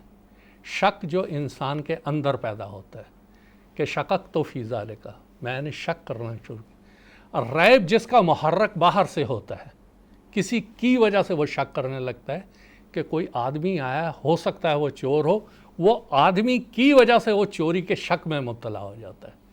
اب یہاں پر جو ریب داخل کیا جا رہا تھا وہ ان وجوہات کے بنا پر داخل کیا جا رہا تھا کہ اس کو کوئی انسان سکھاتا ہے، اس کو کوئی گروپ سکھاتا ہے، قوم اس کی مدد کرتی ہے، تب یہ کلام لکھتا ہے۔ اب اللہ تعالیٰ نے اس ریب کو دور کیا، اور اسی مدنی صورت میں جس کے ابتدا میں یہ کہا لا ریب فیہ، اس میں کوئی شک نہیں، اس کے بارے میں اللہ تعالیٰ نے فرمایا ان کنتم فی ریب، اگر تم اس بارے میں شک میں ہو جو ہم نے اپنے بندے پر اتارا ہے تو اس جیسی کوئی صورت تو لا کے دکھاؤ۔ سب سے بڑی بات یہاں ایک صورت کی بات کی جا رہی ہے کہ ارے اگر یہ ریب ہے، اگر کوئی آدمی اس کو سکھا رہا ہے، کوئی گروپ اور مجموعہ اس کو سکھا رہا ہے، تو تم سارے کے سارے جمع ہو جاؤ، تم بھی ایک صورت اس جیسی بنا دو، تاکہ یہ ریب، یہ جو شک ہے، یہ ختم ہو جائے اور بات ساروں کے سامنے کھل جائے۔ اب یہاں سوال پیدا ہوتا ہے، جب ہم قرآن کریم کے اعجاز اور معجزے کی بات کرتے ہیں، قرآن مجید اس کو کئی پیرایوں میں اور کئی زاویوں میں اور زوایا میں ذکر کرتا ہے قرآن کریم کے اعجاز کا۔ یہاں پہ مثال کے طور پہ جہاں ریب ہے وہاں بے صورتن، ایک صورت لے کے آؤ اس جیسی، ہم مان لیں گے کہ یہ انسان قادر ہے اس قسم کا کلام بنانے کا، ہم مان لیں گے کہ یہ کسی انسان کا بنایا ہوا ہے یا کسی مجموعہ کا بنایا ہوا ہے۔ لیکن جب وہ نہیں لا سکے، اس کا مطلب ہے اعجاز سر چڑھ کے بول رہا تھا کہ واقعی یہ اللہ کا کلام ہے، انسان کا کلام نہیں ہے۔ اب ایک اور بات جہاں پر کہ 10 صورتیں لانے کا ذکر ہے، سورہ ہود میں ہے یہ کہ 10 صورتیں لے کے آؤ۔ وہاں پر کیا اللہ تعالیٰ کا اعلان ہے؟ انہوں نے یہ کہنا شروع کیا کہ فلا اللہ کا تارکم بعض ما یوحا الیکا، کہ قرآن کریم جو تجھ پر وحی کیا جاتا ہے کچھ حصہ لوگوں کو پہنچانے کے بجائے چھوڑ دینے پر تیار ہو جائے گا۔ ان کا یہ شک تھا کہ جو قرآن سیدنا محمد صلی اللہ علیہ وسلم پر نازل ہو رہا ہے اس کے بعض حصے بڑے کمزور ہیں، شاید نبی کریم صلی اللہ علیہ وسلم اسے لوگوں کو آگے نہ پہنچائیں، اور اللہ تعالیٰ کہہ رہا ہے یہ تو ہو ہی نہیں سکتا ہے۔ اب اللہ تعالیٰ وہاں کیا مثال دے رہا ہے؟ قُلْ فَاتُوا بِعَشَرِ صُوَرٍ مِثْلِهِ مُفْتَرَیَاتٍ، جن کو تم کمزور حصے سمجھ رہے ہو، جن کو کمزور صورتیں سمجھ رہے ہو، تمہارے نزدیک وہ جھوٹ پر مبنی ہیں اور وہ آگے بیان کرنے کے قابل نہیں ہیں، تم اس طرح کی 10 ہی لے آؤ، کیونکہ کمزور ہیں، کمزور بنانی تو آسان ہے، تو اس طرح کی تم 10 لے کے آ جاؤ۔ یہاں یہ اعجاز بتایا جا رہا ہے کہ ہر زاویے سے تم پرکھ کے دیکھ لو، جس کو تم یہ کہہ رہے ہو کہ جو سیدنا محمد صلی اللہ علیہ وسلم پر نازل ہو رہا ہے وہ مفتریات کے علاوہ کمزور ہے اور وہ آگے بیان کرنے کے قابل نہیں، اور ہو سکتا ہے نبی کریم صلی اللہ علیہ وسلم سے چھوڑ دیں۔ ہم کہہ رہے ہیں تم انہی میں سے چن لو اور اسی طرح کی 10 صورتیں لے کے آ جاؤ۔ اس کی بہت سی تفسیریں ہیں، لیکن اتنا وقت نہیں کہ اس سارے کو بیان کیا جا سکے۔ حضرت مسلم موعود رضی اللہ تعالیٰ عنہ اس کی تفسیر میں بیان کرتے ہیں، بس اس جگہ قرآن کے مقابلہ کا مطالبہ نہیں، بلکہ یہ مطالبہ ہے کہ تم قرآن میں جو بھی کمزور سے کمزور حصہ سمجھتے ہو اس کے مقابلے میں 10 صورتیں بنا کر پیش کر دو تا تمہارے دعویٰ کی آزمائش ہو جائے۔ تفسیر کبیر جلد اول صفحہ 232۔ حضور فرما رہے ہیں کہ یہ تھا دعویٰ اور یہ مکہ میں ان کے سامنے پیش کیا گیا، لیکن ہمت نہیں ہوئی کہ جس کو تم کمزور سمجھ رہے ہو اسی طرح کی 10 آیات لے کے آ جاؤ۔ یہاں پر بھی اعجاز کا یہ پہلو کہ اگر سارا نہیں تو کم از کم اتنا ہی لے کے آ جاؤ جتنا کہ تم جس کو کمزور سمجھ رہے ہو۔ پھر اس کے بعد ایک اور بات یہ سامنے آئی کہ سارے قرآن کی مثل لانا، سارے قرآن کے ایک جگہ کہا جا رہا ہے 1 صورت، ایک جگہ کہا رہا ہے 10 صورتیں، ایک جگہ کہہ رہے ہیں کہ مثل اس سارے قرآن کے لے کے آؤ۔ جہاں مثل لانے کی بات ہو رہی ہے آخر وہاں کون سا اعجاز ہے؟ یہ بھی ایک سمجھنے والی بات ہے۔ قرآن مجید کا ایک دعویٰ ہے جو جس دن یہ نازل ہوا اس دن سے شروع ہو کے قیامت تک ابد الآباد تک قائم رہے گا، الیوم اکملت لکم دینکم، کہ میں نے تمہارا دین کامل اور مکمل کر دیا۔ اب سوال یہ ہے کہ یہ کامل اور مکمل دین، اب اس کے لیے قرآن مجید سب سے اعلیٰ اور افضل کتاب ہے، تو وہاں پر یہ بات لائی گئی کہ اس کا مثل کیا ہو۔ اس کا مثل یہ ہے کہ ہو سکتا ہے بعض لوگ یہ کہیں کہ ٹھیک ہے ہم جو ہے نا اللہ تعالیٰ کی طرف سے ہمیں کسی وحی کا دعویٰ نہیں ہے، لیکن ہم یہ ضرور کہتے ہیں کہ ہم ایسی کتاب خود بنا کے آپ کے سامنے پیش کرتے ہیں جو قرآن سے اچھی ہو۔ تو اللہ تعالیٰ کہتا ہے کہ یہ بات نہیں ہے، ان مضامین کو لو، اعتقادات، فلسفہ اعتقادات، صفات باری تعالیٰ، فلسفہ ظہور صفات بارہ، علم کلام، فلسفہ، اخلاق، یہ سارے مضامین اس میں آنے چاہیے جو انسان کو اللہ تعالیٰ تک ملا سکے۔ اگر اس کا مثل تم بنا سکتے ہو اللہ کو چھوڑ کے، تمہارا کسی انسان کا دعویٰ ہے تو پیش کرے۔ اب کیونکہ وقت ہو رہا ہے اس لیے میں بہت اختصار سے 1-2 باتیں اس تعلق سے بنانا چاہتا ہوں۔ یہ تو ہم ماضی کی بات کر رہے ہیں، افسوس کی بات یہ ہے کہ عصر حاضر میں بھی خود مسلمانوں میں سے ایک ایسا طبقہ پیدا ہوا جو کہ قرآن مجید کو معجزہ نہیں سمجھتا، اور اس کا ذکر حضرت مسیح موعود علیہ الصلوۃ والسلام نے اپنی کتابوں میں بڑی تفصیل سے کیا ہے، اور اس میں سر سید خان سر فہرست ہے۔ وہ قرآن کی فصاحت و بلاغت کو معجزہ نہیں سمجھتے۔ یہ حضرت مسیح السلام فرما رہے ہیں تفسیر مسیح السلام میں، سید صاحب کسی طور سے معجزہ نہیں مانتے، کیونکہ وہ کہتے ہیں یہ معمولی درجے کا آدمی یا اعلیٰ درجے کا آدمی بھی نظیر لا سکتا ہے۔ دیکھیں کس طرح کا یہ اعتراض ہے جس میں حضرت مسیح موعود علیہ السلام نے اپنی باقاعدہ تصنیف کا جو سلسلہ شروع کیا وہ حقیقت فرقان مجید، قرآن مجید کے حق ہونے پر وہ سب سے معروف کتاب لکھی براہین احمدیہ، اور آپ نے فرمایا قرآن مجید کے ذل کے طور پہ، مطابقت کے طور پہ میرا بھی ایک چیلنج، جتنے دلائل میں نے اس میں دیے ہیں اگر کوئی اس میں سے نصف، تیسرا حصہ، چوتھا، پانچواں بھی دے گا یا ان کو توڑ دے گا، میں 10,000 روپیہ اس کو انعام دوں گا۔ آج تک وہ چیلنج کام ہے۔ یہ کس کے لیے تھا؟ عصر حاضر میں حقیقت قرآن مجید کو ثابت کرنے کے لیے، جو آج تک برقرار ہے اور کبھی بھی ختم نہیں ہوگا۔ اب ایک بات اور، حضرت مسیح موعود علیہ السلام نے اس کے بعد آپ کو ایک معجزہ دیا گیا، وہ عربی زبان تھی، ایک عربی زبان حضرت مسیح موعود علیہ السلام کو عربی زبان معجزانہ طور پہ سکھائی گئی۔ 40,000 مادہ عربی کا اللہ تعالیٰ نے حضرت مسیح السلام کو سکھایا۔ اس وقت بھی لوگوں نے وہی کہا کہ اس کی کچھ قوم ہے جو اس کی مدد کرتی ہے، اور اس کا ایک لطیفہ بیان کر کے بات کو ختم کرتا ہوں۔ جب حضرت مسیح السلام نے آئینہ کمالات اسلام اور تبلیغ وغیرہ کتابیں لکھیں تو ایک علماء کا خفیہ گروپ قادیان آیا اور مسجد مبارک پہنچا۔ وہاں حضرت منشی ظفر احمد صاحب تھے۔ ان سے آ کے انہوں نے پوچھا کہ مرزا صاحب جو اتنی بڑی بڑی عربی کی کتابیں لکھ رہے ہیں، کوئی علماء کا گروپ ہوگا جو ان کی مدد کرتا ہوگا؟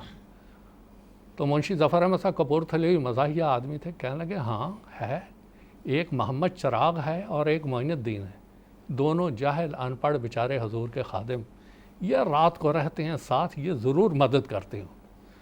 دوسرے دن مسجد عصر کی نماز میں تشریف لائے تو حضور نے اندر سنا تھا، یہ ہنسنے لگے۔ حضور نے فرمایا ان کو وہ علماء دکھا بھی دینے تھے، وہ کھڑے کر کے دکھائے گئے تو وہ حیران ہو گیا وہ مولوی کہ یہ کیسے ہیں۔ وہ اٹھ کے گئے، جا کے بازار گئے اور شیرینی لے کے آئے اور 12 کے 12 جماعت احمدیہ میں شامل ہو گئے۔ تو یہ ہے جھوٹ ان لوگوں کا۔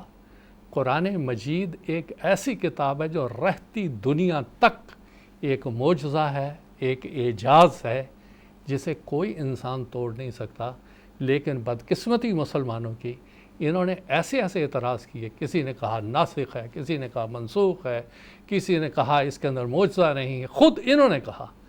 لیکن اللہ تعالیٰ کہتا ہے کہ اگر یہ ایسی حقیقتیں ہیں جو اعجاز کے پہلو میں نے بتائے ہیں وہ لے کے آؤ، تب بات کرو، دعویٰ دلیل کے بغیر نہ کرو۔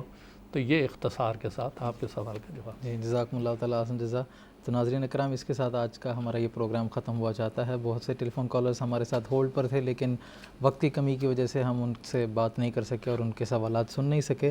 آخر پر میں سیدنا حضرت اقدس مسیح موعود علیہ السلام کا ایک اقتباس آپ کی خدمت میں پیش کرتا ہوں، جس میں حضور فرماتے ہیں: اے بندگان خدا، یقیناً یاد رکھو کہ قرآن شریف میں غیر محدود معارف و حقائق کا اعجاز ایسا کامل اعجاز ہے جس نے ہر ایک زمانے میں تلوار سے زیادہ کام کیا ہے، اور ہر ایک زمانہ اپنی نئی حالات کے ساتھ جو کچھ شبہات پیش کرتا ہے یا جس قسم کے اعلیٰ معارف کا دعویٰ کرتا ہے، اس کی پوری مدافعت اور پورا الزام اور پورا مقابلہ قرآن شریف میں موجود ہے۔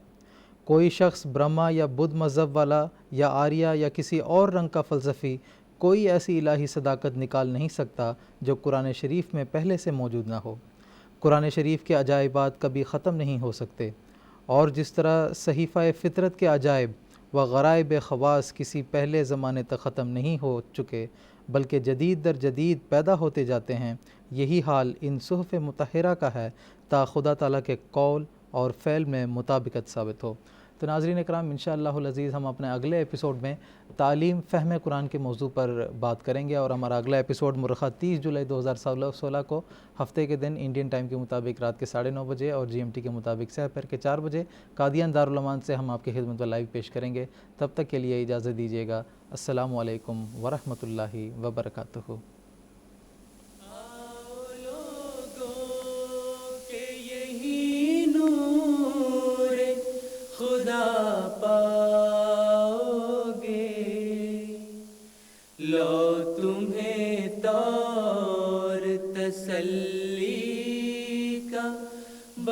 بتایا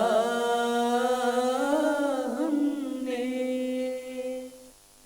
آؤ لوگوں کہ یہی نور خدا پاؤ گے. لو تمہیں طور تسلی کا بتایا ہم نے. لو تمہیں طور تسلی کا بتایا